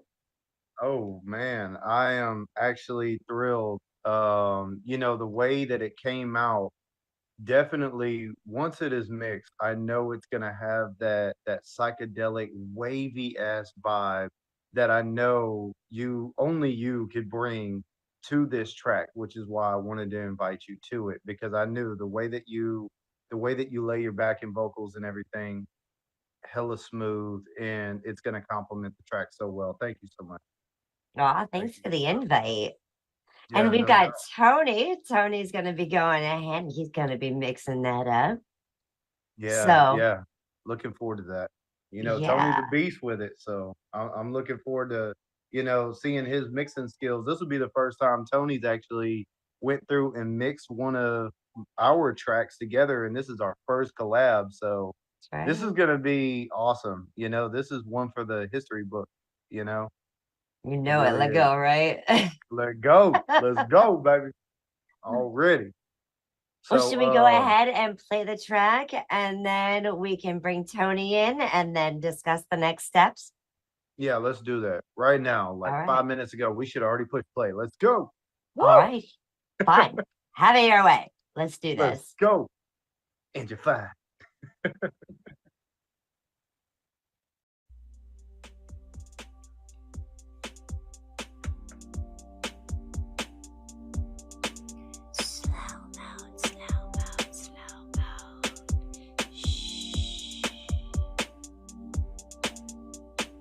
Almost overdosed or focused on them undertones. Watch out for the undertow. Take a puff and hold the smoke.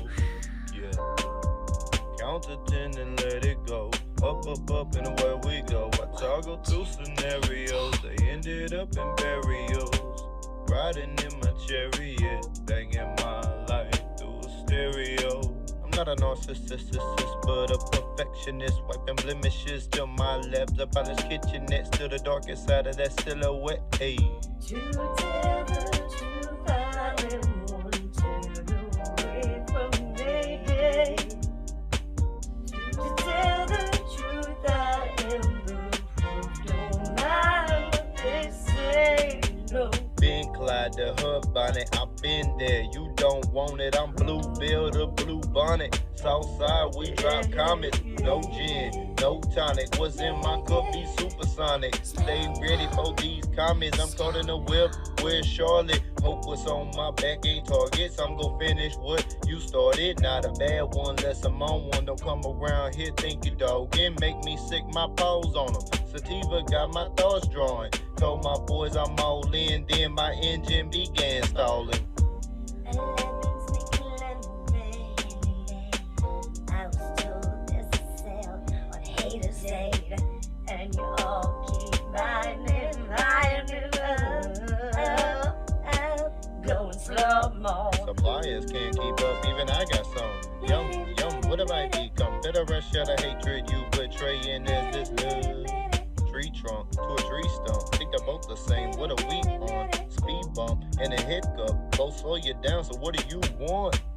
To tell the truth, I am wanting away from Mayday. To tell the truth, I am the proof. Don't mind what they say.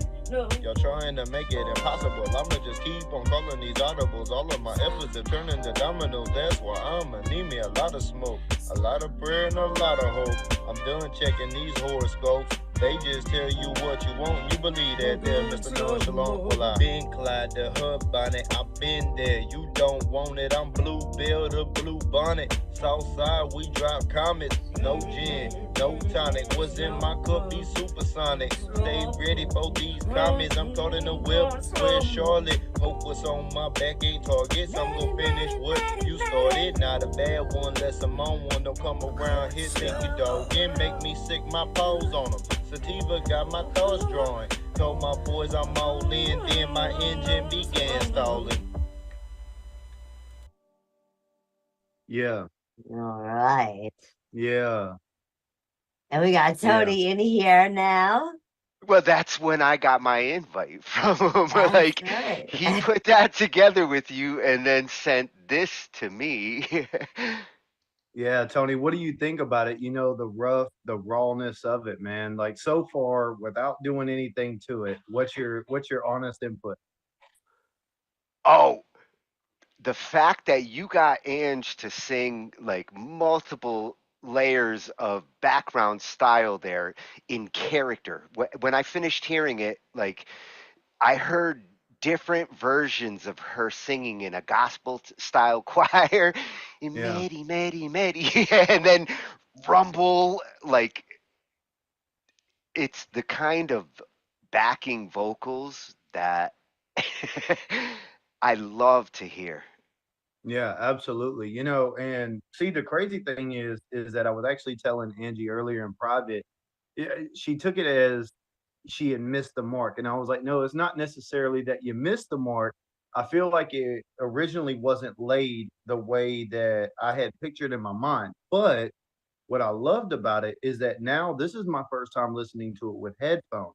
And it's just amazing the difference that even headphones have. So all you creators out there, Oh, and if you you ain't have mixed heard nothing something, yet. Once I get all yeah, those layers down to play with, they're all awesome layers. oh, absolutely. And I encourage any artist out there, don't just go based off of a phone mix or even the car mix. The headphones is the way to go because then you're going to get that nice clean crisp and you're going to know exactly what you need to do with the mix. Man, Tony, I'm so excited for this. It gets much easier if you take that approach. Headphones always my first mix, first gauge. Yeah. If you're going to go out to the car, you're testing a different environment. Like, if I Mm, was going to test it in the club, those speakers and that sound system, I wish I absolutely. could test in all the environments at once. Yep. And another thing that I actually learned the hard way is that when you're listening to your music in your car, you may, when you first get your car, you adjust the audio. It's the first thing everybody does, right? You're going to increase the treble. If you're like us in the South, we It, increase the bass. If if it I'm has seven, listening we to go to one of my seven. songs, if I'm listening to one of my songs in the car, I'm definitely going to tweak it up. Yeah, exactly. So that's another thing to take into consideration. If you're like, oh, well, I want to make sure this sounds good in the car before I publish it. Well, do you have all of your equalizers balanced? Because if you don't, you're not going to get that honest mix. God bless you, honey. And you know, when you're doing a collab with someone at the beginning, establishing like how mix is going to get done, who's going to do it. When you sent me that invite, like what I love is you guys got tracks and doing the mix on it in a collab. If you establish this is going to be where we level things off and make the finished master, you now know who's the chef there. Yeah, absolutely. And this piece, you get to be said chef. I get to We cook have, it. yeah. You know, Thanks. we gave you all the ingredients, like my wife says. We did the mise en place.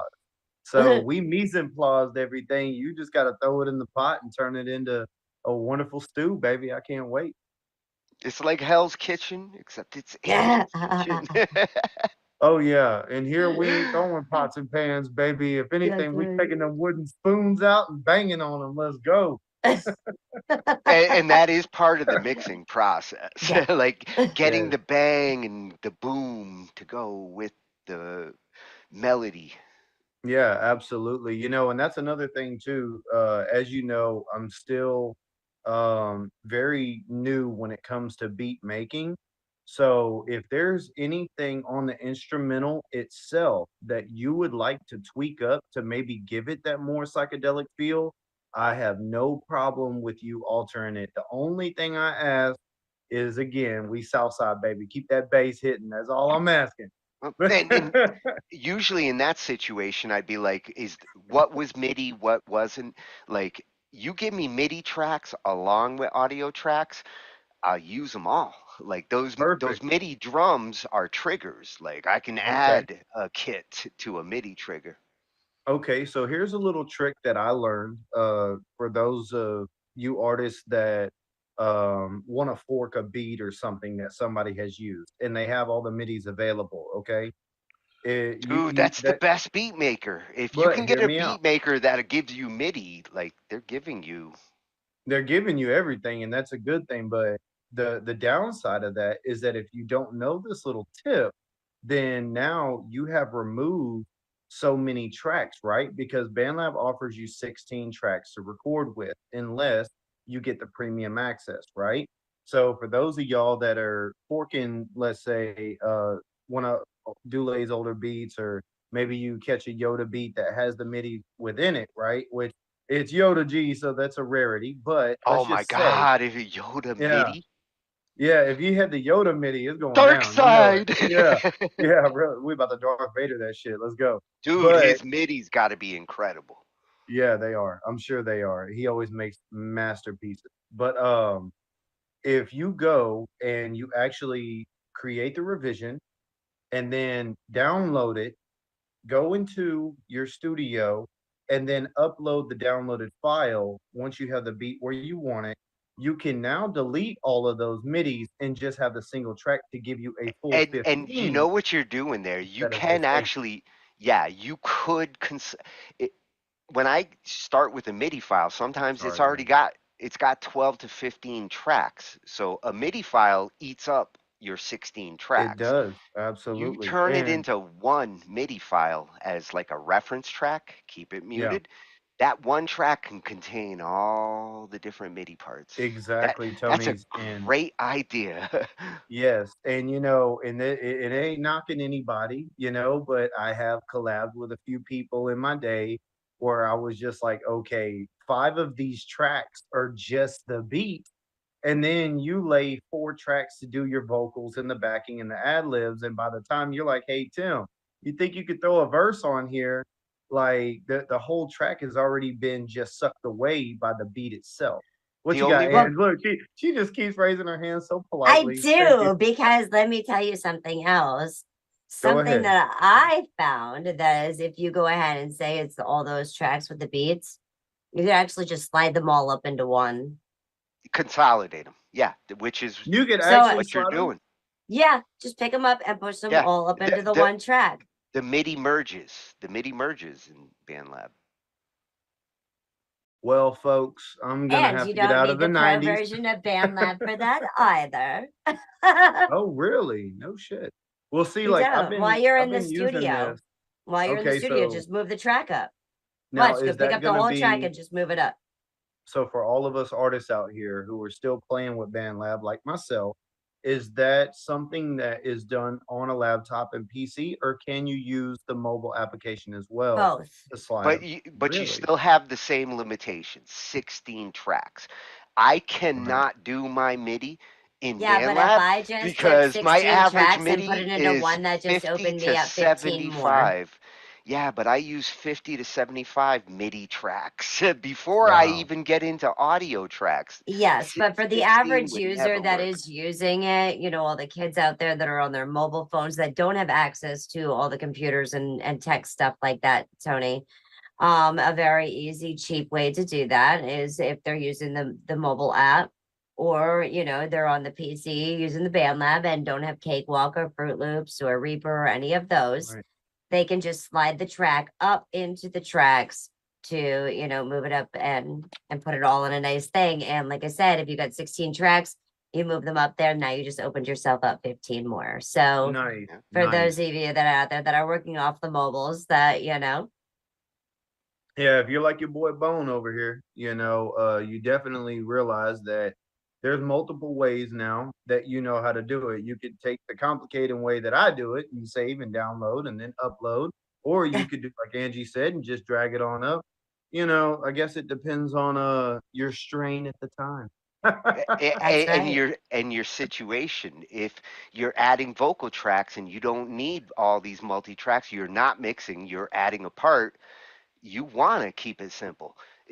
Right. When it goes back to the mixer, like the whoever is engineering at the end, they need the original. Like, I need the original MIDI as much as the new As audio much as because the it's vocals, all yeah. synchronized.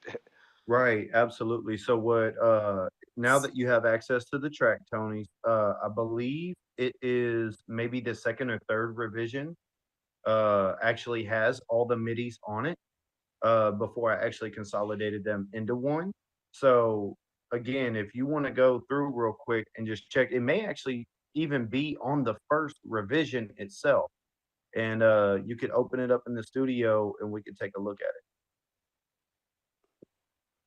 it. Since he's looking that up real quick, the cover art was actually really cool because my 4-year-old, Here we go. I went to Dollar Tree and got him some canvases and I play around with acrylic paint and I let him choose the colors he wanted. And he went with like, midnight blue and like deep purples and stuff like that. And he just wet this canvas up. I let it dry and then I came back after it dried and then I did the mountains. I took his paintbrush strokes and turned them into the clouds that you see in the background and stuff. Yeah. Yeah. Awesome. So that was made by me and my son. That was awesome. That's so awesome. Yeah, it is. I can't wait to see his art when he gets older. Oh, absolutely. Yeah, me too. I'm very, very eager. Is that the very first one? No. Oh, okay, okay. This should be the most recent revision. Okay. So the most recent obviously is just the entire track up top. But if you go to I think the first or the second revision, that's where you'll be able to get all the MIDIs for this beat because I actually used the AI starter, song starter, and try to keep it pretty simple. I think I used maybe, I don't know, maybe like 2 loop packs or something like that. Which That's how I've revisions? been creating my beats. Try the first or the second one. Like the very first one at the bottom. That one may already have all the MIDI. Because I normally create the beat and then Oh, that explains the MIDI thing you're doing. MIDI. This Yeah. one got the MIDI. Oh, There it you does go. have MIDI. Yeah, There you thank go. you. You're Now welcome. we're talking. Oh, nice. And I only use one looper. Nice. Yeah, yeah, and you Oh, two consolidate loopers. it My later, bad. so you are using all 16 tracks to their fullest. Awesome. Yeah. Yeah. So basically, I already knew if I kept it like that, going and layering the vocals was not going to work. Not with 16 tracks. No. Well, and having the drums as MIDI is the best because I can break up the individual drums because usually you want snare control and kick control, and Okay. the drums are on their own MIDI channel. This is There you go. Well, okay. I'll sign this collab contract. all right. There you go. Welcome aboard. I can That's work right. with that. Okay, perfect. So now that you know that, go through if you want to play with it as well, because what I'm going to do in the meantime, between time. So you just heard the song, in its entirety, where Angie first starts saying, to tell the truth, she said that my vocals were just muted. So we'll go ahead and unmute that, maybe give it,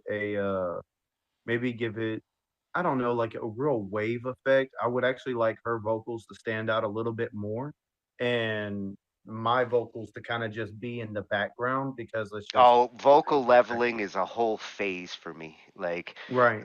after I get done dealing with the music and my EQ thoughts, vocal layering and volumes, Okay. whole phase just Well, focused on this that. will be, this is brand new for me, y'all, and I want y'all to understand. Y'all know how sensitive I am when it comes to my artistry. Y'all know that I'm very hands-on when it comes to my own mixing, my own mastering and whatnot. So I And am completely that's vulnerable at awesome. this point. I'm That just that like, oh shit, losing control. Mayday, mayday. Yeah. I told you I'm one wrong turn away from Mayday, and then I handed the track to Tony, and I'm like, don't let us go down, bro. I'll keep that ship floating. I know you will, man. I know you will. But like I said, for one, it is an honor though, because we had mentioned a couple of weeks ago in a private discussion, just you giving me those tips and tricks on not overpowering the reverb, making sure to control the auto tune and whatnot. Those little tips and tricks, and then and you You also told me to layer. definitely got you smoothing out your sound over the last couple of years because you have come Absolutely. into your own. Yeah, absolutely. And just a side note, they're gonna be offering this to artists who want it, if y'all are willing to, offer a little compensation and whatnot, Tony's and Angie can give y'all tips and tricks on how to, master the art of mixing your vocals. Because don't get me wrong, you can watch YouTube videos and whatnot, and you can go back and watch the same video 100 times and still may not comprehend it, but to Well, be we able get to to do have it. We someone get to do it together here. So exactly right Yes, here, sometimes you're getting it learning right. hands is on. like, whoa, I learned because I was hanging out with my friends. Yeah, yeah. You smoke a little something, something, then you get off in that studio and I get learned a Yeah. educated. lot doing that. Yeah, yeah, no doubt, no doubt. Well, So you that guys got to now, see the progression of this coming up on Thursday. yeah, this is gonna be awesome, and if everything goes well, then maybe next Thursday we could go ahead and release it, Well, yeah, and this get is the on with that. beginning of the collab. Like what we're going to be talking about this Thursday is the beginning of an idea and where they Nice. start and how artists collab these days. Yeah, So you guys absolutely. better tune in. Check that out. Oh, that's right. You're watching us right now. Hope you Hello. enjoyed the What? video. Are we There here you or go. are we there? When is it? Hey, That's what Tony. Rolo was talking Slow mo. about earlier. Slow mo, bro. Hello. Slow mo. Mayday, mayday, mayday. All right, y'all. Appreciate y'all again, for real. For real. I can't wait. Collaborated. Let's fucking go, baby. Sorry. This is now. This is now in the movie. Let Oh, go, yeah, bro. Yeah, Angie's fucking with my time. I'm fading. Oh, and what T-Bone was asking for the psychedelics, that's coming next week. Like, Ooh. yeah, like I hear all the different parts that I know what you're looking for there. And once I play with some of the vocal tracks and some of the music tracks this weekend, them psychedelics are going to be coming out. Oh, nice. And then on top of that, y'all, I did send Tony a couple of videos, so y'all get to see me recording live in action. It ain't gonna be much. I'm not gonna give you all the glit and glamour, but I'll give you a little sprinkle of what I do when I enter my zone. So, So Tony, no you got face paint, no face paint this time. nah, look, faith one, and it's funny because earlier we talked about Clark Kent in the phone booth, but that doesn't compare to the shower, damn it. I'm about to go take a shower. It was fun, it was real, but even that collaboration, y'all, that was an insane collaboration. Like you were talking about earlier, Tony, with the deadlines, right? Even that collaboration was I think I had 2 weeks to get everything complete from the vocals, the backing vocals, and the ad libs because his director in India was already getting the plane tickets and stuff for where they were going to be shooting, on that part of the world. So it was just, he was like, Tim, are you going to be able to do it, brother? And I'm like, That's why yeah, they had to have deadlines because if you're making a video at the same time that you're getting the tracks ready, you got to get this done before you can go do that. And if you've already booked the plane tickets, then that's a yeah. legit deadline. Yeah, most definitely. And another thing I was actually thinking about bringing up to y'all is possibly making a nice trippy psychedelic music video to go with the psychedelic track. I mean, why not? Already been a thought in my head. Oh Do it. Well, let's man. manifest that baby. Let's do Heck it, man. yeah. And then we can continue showing people, hey, the collaboration doesn't have to stop at just the song, It really you know? doesn't. A good collaboration grows into other projects and albums, and that's how a little seed grows. Yeah, Might most have to definitely. take some of the graphics that you and Glenn had made with Glenn mostly on the AI that he's got flipping up in there that are upside down. Because some of those actually are my face. Yeah. And you're upside down. And I'm upside down. I'm gonna see if I can make them sing your parts. Yeah, we could do that. Well, don't forget about the virtual Ange, the Vange. Yeah, She could be the useful in Vange got this to come too. back. One thing I was going to mention about the vocals that he was talking about the vocal mixing, taking it as a whole separate layer and a whole separate project. There's also the vocal panning. Like, is something slightly left, slightly right? Like, those little changes can make such a huge difference in That's how gonna everything be comes together. that's gonna be part of the psychedelic effect. Like when you go psychedelic, sound moves, it waves.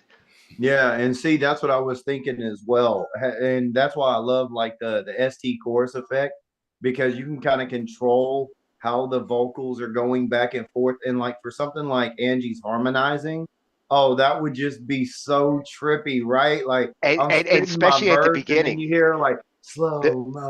at the Like beginning, what? she's doing that whisper thing that she Yes. sometimes does on tracks. Like I've mixed other tracks where she has these little whispers coming in.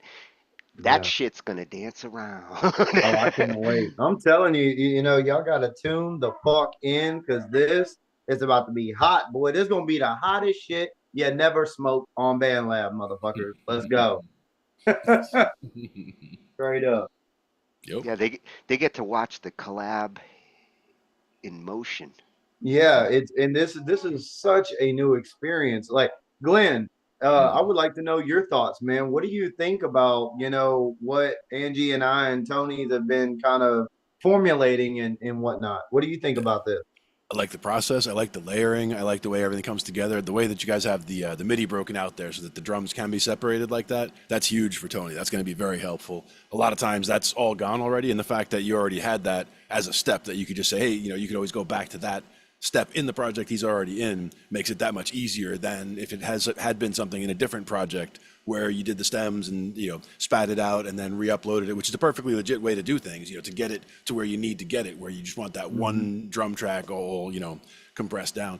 But all of that, all the process that you guys are doing are steps that are things that you learn over time, that you guys have, you know, by doing the stuff, you figure those things out. And just by getting that process down, some people, they don't know any of those steps. So they're in the dark about a lot of that. So them seeing or that they're go not through is helpful. they're not familiar with them, so they don't do them. Like the revision system with BandLab, the awesome thing is I can go back to that revision that he started with, get the MIDI, and then I can go to the latest revision, get the vocal tracks, and with those different revisions, you should consolidate tracks like you guys had mentioned, and keep it simple for the people who are adding parts, so that way, like, I can find the vocal parts here, I can find any other parts in the revisions.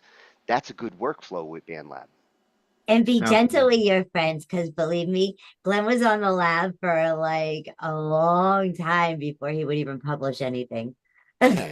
It's true. But I was once I did, though, I started doing the whole publish something every day almost for, I don't know, a year, almost 2 years. But I looked, and it's been almost 2 years since I've really published anything. So I really got to get back on doing something. So I think most of what I've been doing is with the bands that I work with. You've been lucky. You've been going and playing every night, which is, I would take that over publishing a song every day anytime. Yeah. And that's the thing, is like most of the times we're going out to open jams where we're playing, you know, whether it's a 15-minute set or whether it's playing, you know, 3-4 songs, and they ask you, oh, do another, and you end up doing 6-7 songs, whatever. Those are fun, but they're good jams. And also, you know, a lot of times I get called up to, you know, as a bass player, there's a lot of people who show up to an open jam as a guitar player or a singer, but they don't have anybody behind them. So they'll be looking around for a drummer or a bass player. And then after we play, they're like, oh, you want to play bass with us? Come on, jump in. So you end up doing 2, 3, 4 sets in one of those nights. And, you know, it works out where it's like, oh, what are we going to do? It's like, they don't care. They're like, oh, let's do something in B. All right, here we go. We just launch into something in B. And it's good to keep you on your toes and, you know, figure stuff out on the fly. And again, collabing with different people and doing it live like that really is something where it's, you know, it's really enjoyable when it does come together the way it should. And it's like a magical thing when it really hits people in the audience. And like, wait, you guys have never played together and you just did that? And it's like, yeah. You've gotten so good from collabing with people that you can jam on the fly. It's so much just listening. It's so much of the ear, so much just you understanding kind of, oh, I've heard that kind of progression before. And like I could pick out, you know, a 1-6-4-5 or a 1-6-2-5. Like I can hear those happening and then immediately know what I need to do. You know, okay, the 1 is going to be major, the 6 is going to be minor. Like, you know, I can figure those things out real quick and jump in. And even if I do hit a wrong note here or there, I'll know, you know, I'll hit it that time and go, okay, next time around, I know, okay, that's the other one. You know, it's like I had a 50-50 shot and I was close and, you know, fine, you know, slide into where I needed to. And the audience won't give the bassist a stinky face if they hit a bad note like they will the guitarist. Like a guitarist hits a bad note, the audience knows it just like a singer. A bassist sometimes can slide around, and audience it also depends worse for the wear. And it depends on how long you hang out on it too. Like, you know, if you go dome on a bad one and you hang there, that's a problem. But if you go dome, you turn it into something, that's fine. You know, it's like, oh yeah, he meant to do that. Yeah, that's okay. Yeah, we call it jazz. It's progressive. He was playing outside. Guitars, I feel like you're the only ones who actually get the pass when it comes to the fuck ups. Because Tony, you are absolutely right. If you fuck up on the lead, bro, oh, we throwing shit at you, buddy. That's why they're in the front. That's why they're in the front. Because if shit's gonna get thrown, it's gonna be at them.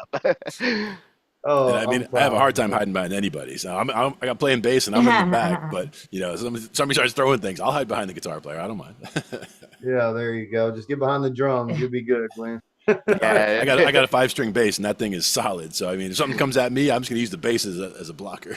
Which that bass is almost as big as me, so it would make a pretty good blocker. Yeah, we have a picture of you holding the bass somewhere. I'm pretty sure. I know. Yeah. It looks different on me. And then the other day I was down over Bill's and I played the. He's got that bass on the wall that's like the McCartney bass, like the violin bass, the Hofner. Yep. And I played that, and like looking at me play that, it's like super tiny compared. So I picked it up and I put it on my shoulder like a violin. Wow. It does look That much must different have than the been 5-string. Yeah, funny. much different than the 5-string.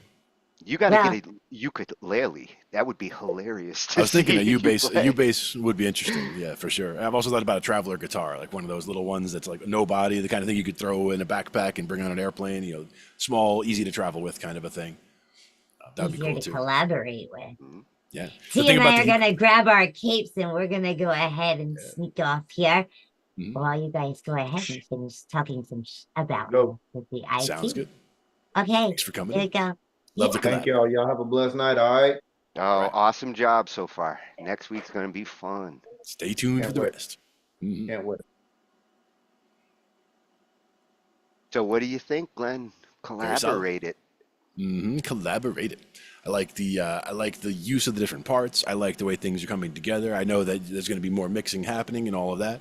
I like the way that, again, the different iterations really do show how the project started and was brought along in thoughtful steps in terms of the way to bring things together and move it on to the next stage. But you always have, again, with the iteration of the way it saves, you can always go back to those to get those out and still have them. So you can make that stem separation that much easier. You don't have to now do a stem separation and hope it works well. You have the stems separate in the beginning, so you can just start there and build forward if you want to. Yeah, and in this case, the mixer is going to be doing it outside of BandLab. So this is a good example of a typical situation for a lot of collaborators when they do go to someone to mix or produce the tracks. Most of the producers on BandLab are going to pull it into a DAW because they need plugins. And that's the one reason that I can't do it over on BandLab, but BandLab makes a great facilitator for people's parts, and everything stays synchronized to the DAW and synchronized going back up. Yep. And that's the beauty. And again, that's where getting clean input tracks is also so important, whether it's, and she was saying effect with her voice, that's totally fine. Like it's the adding of excessive numbers of effects and really drowning out the original signal with effects that becomes problematic. And then it's hard to kind of, get that out of there in order to, change the reverb, for example, or get a different echo on it or whatever. Well, that's why when I'm grabbing tracks like the vocal tracks or any kind of audio tracks, if they do use BandLab effects, I like what they're using and what they're suggesting for their effects. I will take the wet track because they've already sculpted their tone that way. Yeah, exactly. But I will take a clean version of it because sometimes the BandLab effects get mushy in the transfer, and the clean track is a way of re-clarifying, sharpening back up. And that's the one that I'm going to use like a glue on, like reverb or a bus effect that all tracks are sharing a little bit. That clean version goes to the buses. The wet version's there for subliminal Reference. effects. And for reference. And again, you can mix in as much of it as you need. Like if it's mostly good, but you're not quite 100% with it, then you're mixing in most of it, but not all. And then you're cleaning it up, like you said, with the clean track a bit. If there's really problems with it, like it's got a reverb that's totally clashing with other stuff and you don't want to change to that reverb, you could be taking it almost all the way out or all the way out and using just the clean track and building up the effect to try to mimic what they were going for, but in a way that doesn't conflict in your project. So you could go for that much reverb, but using the built-in, the one that you have already established, like you said, for the buses. Yeah. If I really feel like the effect chain from BandLab is decent but needs some tweaking, then I'm looking at the chain on BandLab and just reverse engineering it over in the DAW. Exactly. And it's not that hard. There's not that many settings and you can tell, oh, this is from the reverb and this is from this and this is from that, like as far as the pieces that they used to build that sound. Yeah. Once I start getting into reverb, to me, reverb's always a glue. I mean, you might use a specialized reverb for a certain track where you want it to sound like it's in a hall for the effect, but typically the reverbs that I'm using for mixing are glue reverbs. They're part of a shared reverb, not a single track. some of the different scenarios I could see for the different reverbs. You've got the one that's the glue, as you said. There'd be one that I would say for like a vocal mix to keep like a chorus of people together specifically. I would have one maybe differently for the snare, like you were saying, that one element that you might want different might be the crack of that snare that you want to have. And that's why I loved when he said, "Oh yeah, I got all the MIDI," because he did it with the song starter, and having the drum MIDI track. I can separate a drum MIDI track has 127 keys in it. I can run a script and say, put the bass on its own MIDI track, put the kick on its own MIDI track.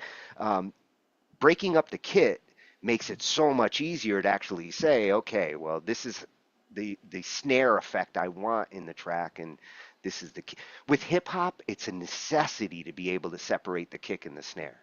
You can also humanize it a lot better, where, if it was just a little 1-bar snippet, for example, that's repeated, 180 times or whatever for the whole song, you could always break it out and say, okay, make it an 8-bar or 16-bar pattern where you are humanizing the drums. You're making it, a little louder on some of these kick hits and a little quieter on these ones, and it doesn't repeat until, further. So it sounds like it's an actual person playing more than just a repetitive thing. Not that I'm saying it sounds repetitive. I'm saying as far as when you're working with something that might have come from just a 1-bar phrase, you can build that out to be something that really does change and sound more human. Yeah. When it comes to like a beat and then having a part that sounds more, getting some hi-hat action in there and then taking it out and going back to just the kick and the snare and then bringing back the hi-hat or a ride cymbal. So the next part's coming, that kind of thing, yeah. When you've got it in MIDI and you've got the kick snare going in MIDI, like nice and timed, the BPM of the project set properly, throwing in little hi-hat action for 2 bars and then no hi-hat and then throwing it back in becomes a piece of cake because the grid's already there. And like saying, I want this kind of fast hi-hat action or this like kind of off time ride, you pretty much just drop it in. Yep.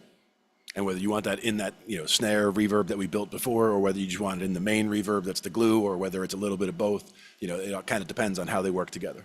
Yeah, and when I do have the multiple drums separated like that, how much one hits that bus reverb, like you got to be careful with the bass drum and how hard you hit like a room reverb.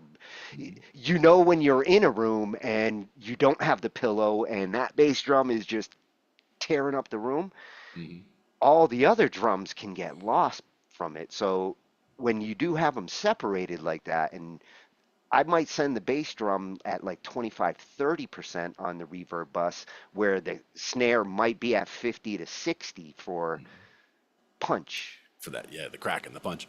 Some of the live things that we do, like Mike's mixing front of house sound, so he's mixing what the crowd is hearing out front, and he's sitting out front in between the speakers so that he can hear the stereo field and hear exactly what's going on and be able to mix everything. Sometimes I'll be off to the side and, not into direct fire of the speakers, but off to the side to not be hit by it, but I can still get up close to do the light show or to be able to hear what the band needs for mixing monitors and all that. But I'll hear like slap back from a wall at the back of the park. Like this is, they're playing in a park and there's a wall, 50 feet away or whatever. And so it's faint, but like where I'm sitting, like I'm out here and like I'm hearing like boom, ch, boom, ch, boom, ch, and like the snap is actually coming from, it's the coming back of the sound from the wall all the way out there. And if I was the drummer, it would be pissing me off. But that's one of the reasons why the drummer has a monitor right next to him, so that he's hearing his sound amplified right at him. So even if that was coming back, it would be drowned out by the live sound of him playing and everybody else around him on stage. Yeah, drummer doesn't really want to hear that kind of echo feedback because it'll throw their timing off. Right. It's like getting somebody with a tambourine who doesn't know what they're doing, and like they just start hitting the tambourine randomly because they are having fun, and that can really like mess the drummer up. And if the drummer makes a mistake because he was listening to the tambourine, he'll be mad. So yeah. Well, you've dealt with the crazy tambourine, man.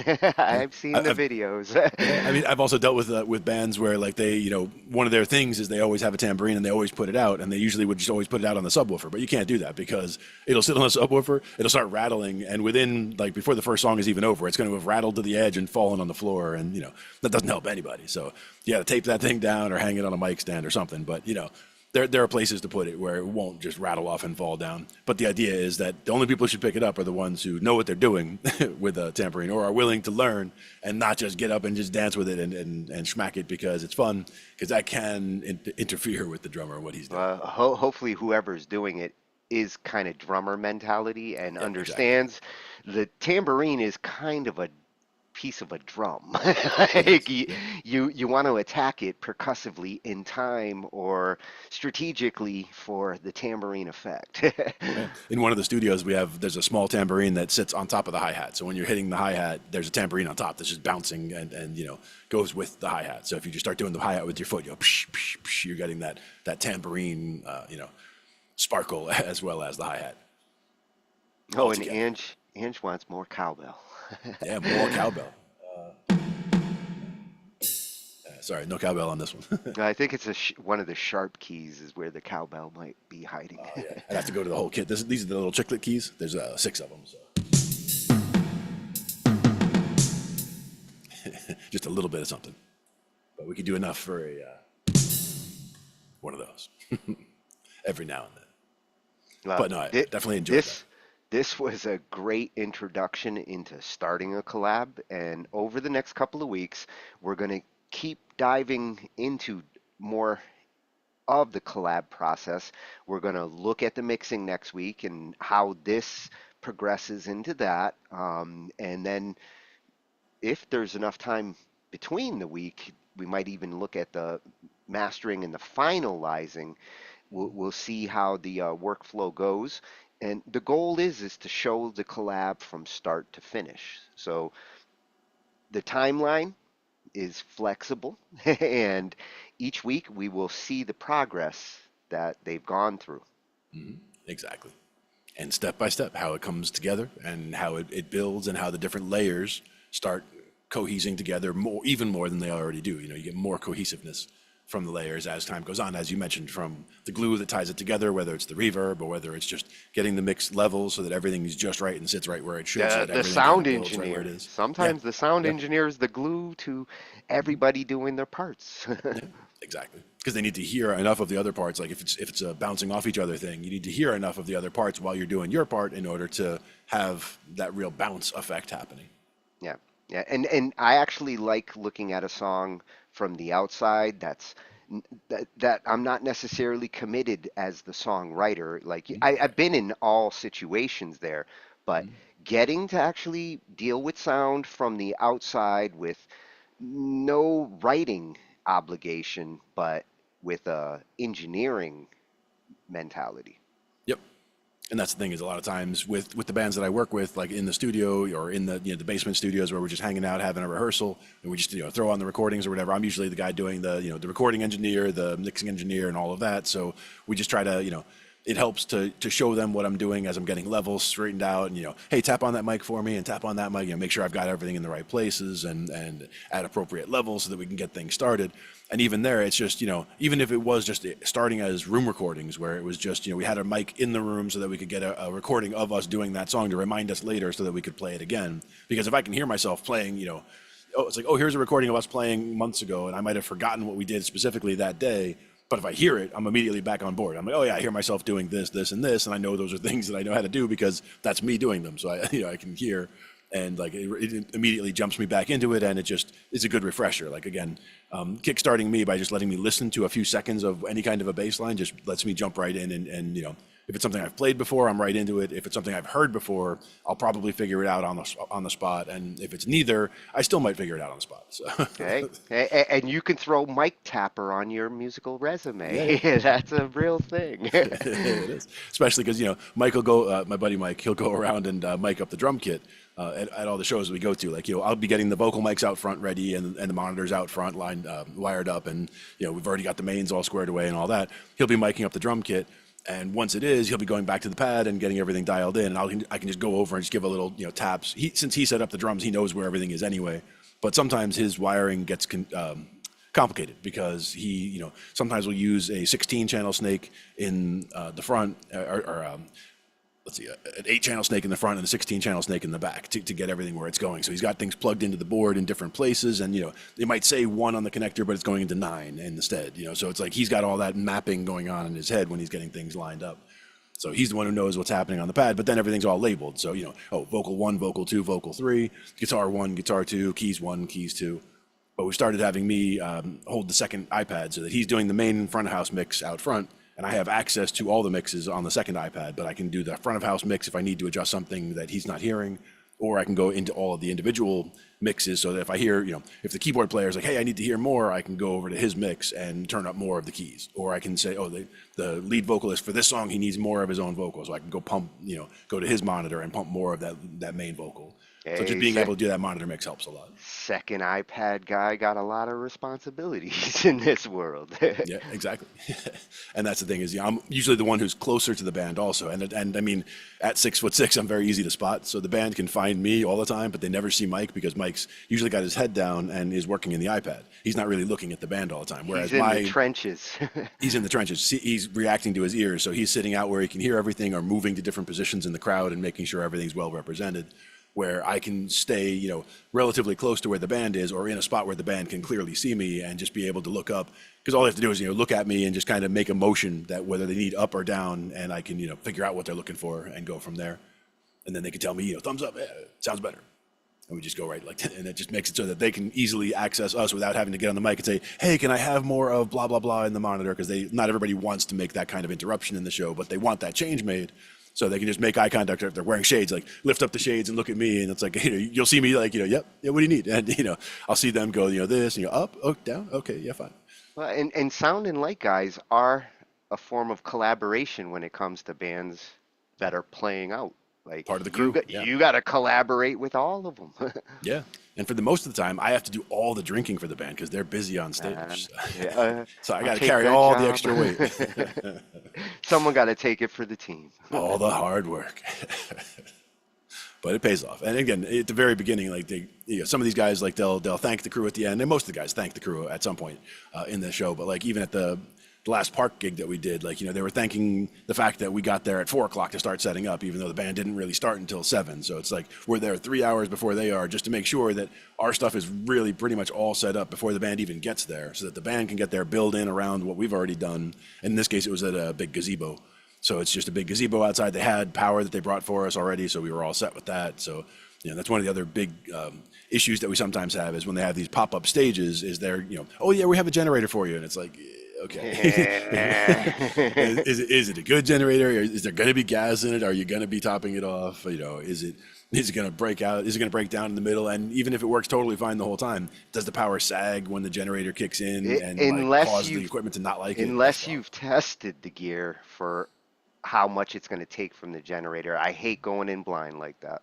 Yeah. Well, the good news is that Mike's an electrician also. So I mean, he's got all the calculations going. He knows what he needs. But sometimes we get there and we have what we have. So we have to make it work. However, we're going to make it work.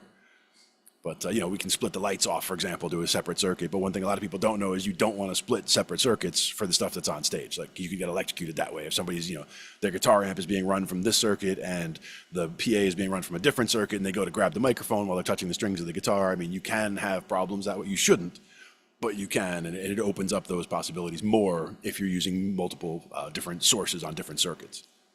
So it's important to keep it all together. Have to do an electricity night. Yeah, but not by saying hold my beer and watch this, and not by saying here's what you don't do, because those are, I mean, it's important to know those things, but not through bad examples. So we'll do good examples instead. We now know a little more about collabing with people. Oh yeah.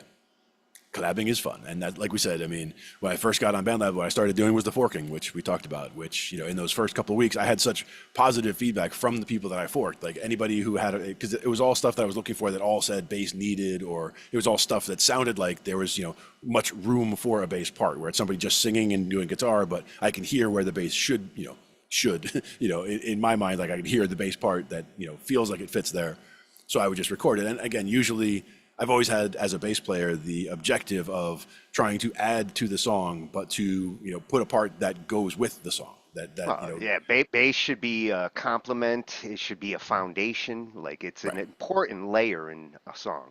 Right, and it wasn't something where I took their song and just made it a spot that I can go and show off how much I could do on a bass. It's like I try to do the part that the song seems to need, you know. So I try to work within that framework. And in those cases, like it seemed like I got such good feedback from everybody that I was doing it with that I was like, totally jumped on board for collabing with other people and made it just that much more fun. And I also got a lot of good people to follow to build the the people that I had in my feed coming up. So I had and once you got hands on your feed, then you're good. You're good. You're set. You have all kinds of people showing up, so you'll be find all kinds of good people to collaborate with because it's fun. Well, either you find the collaborators or they find you. Happens both ways. Two-way process. Yeah. And on Thursdays, we talk some IT. IT with Glenn and Tony. What are we doing tomorrow? Tomorrow, we actually got a double header of album debuts. Da Vinci just came out with his new album, Soul Search. Nice. And at 8:30, we're going to be going into that. And then at 10, your boy Ant is going to be coming in and showing some of those beat making skills that he's got. Nice. Some rapping. Double header. Yeah. Double header tomorrow. Gonna get a nice little spotlight on both. Mm-hmm. This week is one of those busy weeks, so I got gigs tomorrow night, Saturday night, and Sunday night. So Sunday's all day. It's one of those festivals. So potential for more sunburn this week, but I'm gonna try to get smart and wear a hat and sunscreen. not burn. Sunscreen doesn't work because it's hot work and it's gonna be 96, 98 degrees. So I'm not expecting sunscreen to manage to hang on through all that. So better off to just have a hat that blocks the rays completely. And try to not stay in the sun as much as I can. Like, as soon as I move stuff, get done with a layer of, getting all the stuff done, get onto the stage, but get into a spot in the shade and do all the, okay, if I got to unwrap cables, do it over here and stay out of the shade or stay in the shade. Because the direct sunshine is not your friend. Yeah. Not for too long. But it'll be all right. And again, we'll have that for tomorrow. And next Thursday is another Talkin Shhh I.T. And we'll be back for more. We'll be back for part 2 of this collab. Exactly. It's a multi-week project. And it's coming up towards 4th of July. And at some point, I'll probably have to miss another night for whether it's the 4th of July week or whether it's the week before. And I'll have to double check and see when the gigs are. But we will work it out. And we will do collabs. And we'll talk some more. IT next Thursday. See you tomorrow night, guys. Toodles. Bye-bye.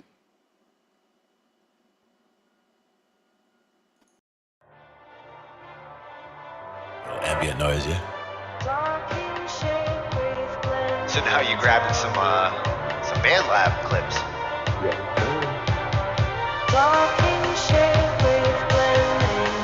Now for me that would also be something where I would use like volume automation and like bring that from the bottom, like bring it in and then bring it back out. These are the kinds of sounds you can stretch.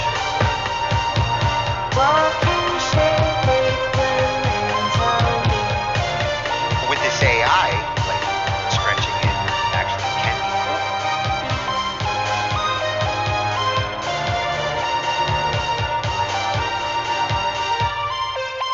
Oh, that was perfect for the interlude too. Ends it right in the right I spot. didn't even notice. 40.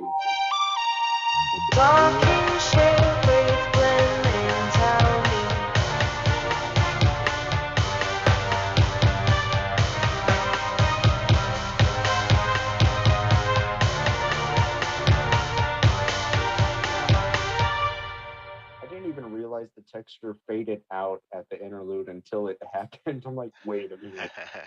Sometimes you just, it was just meant to be that way.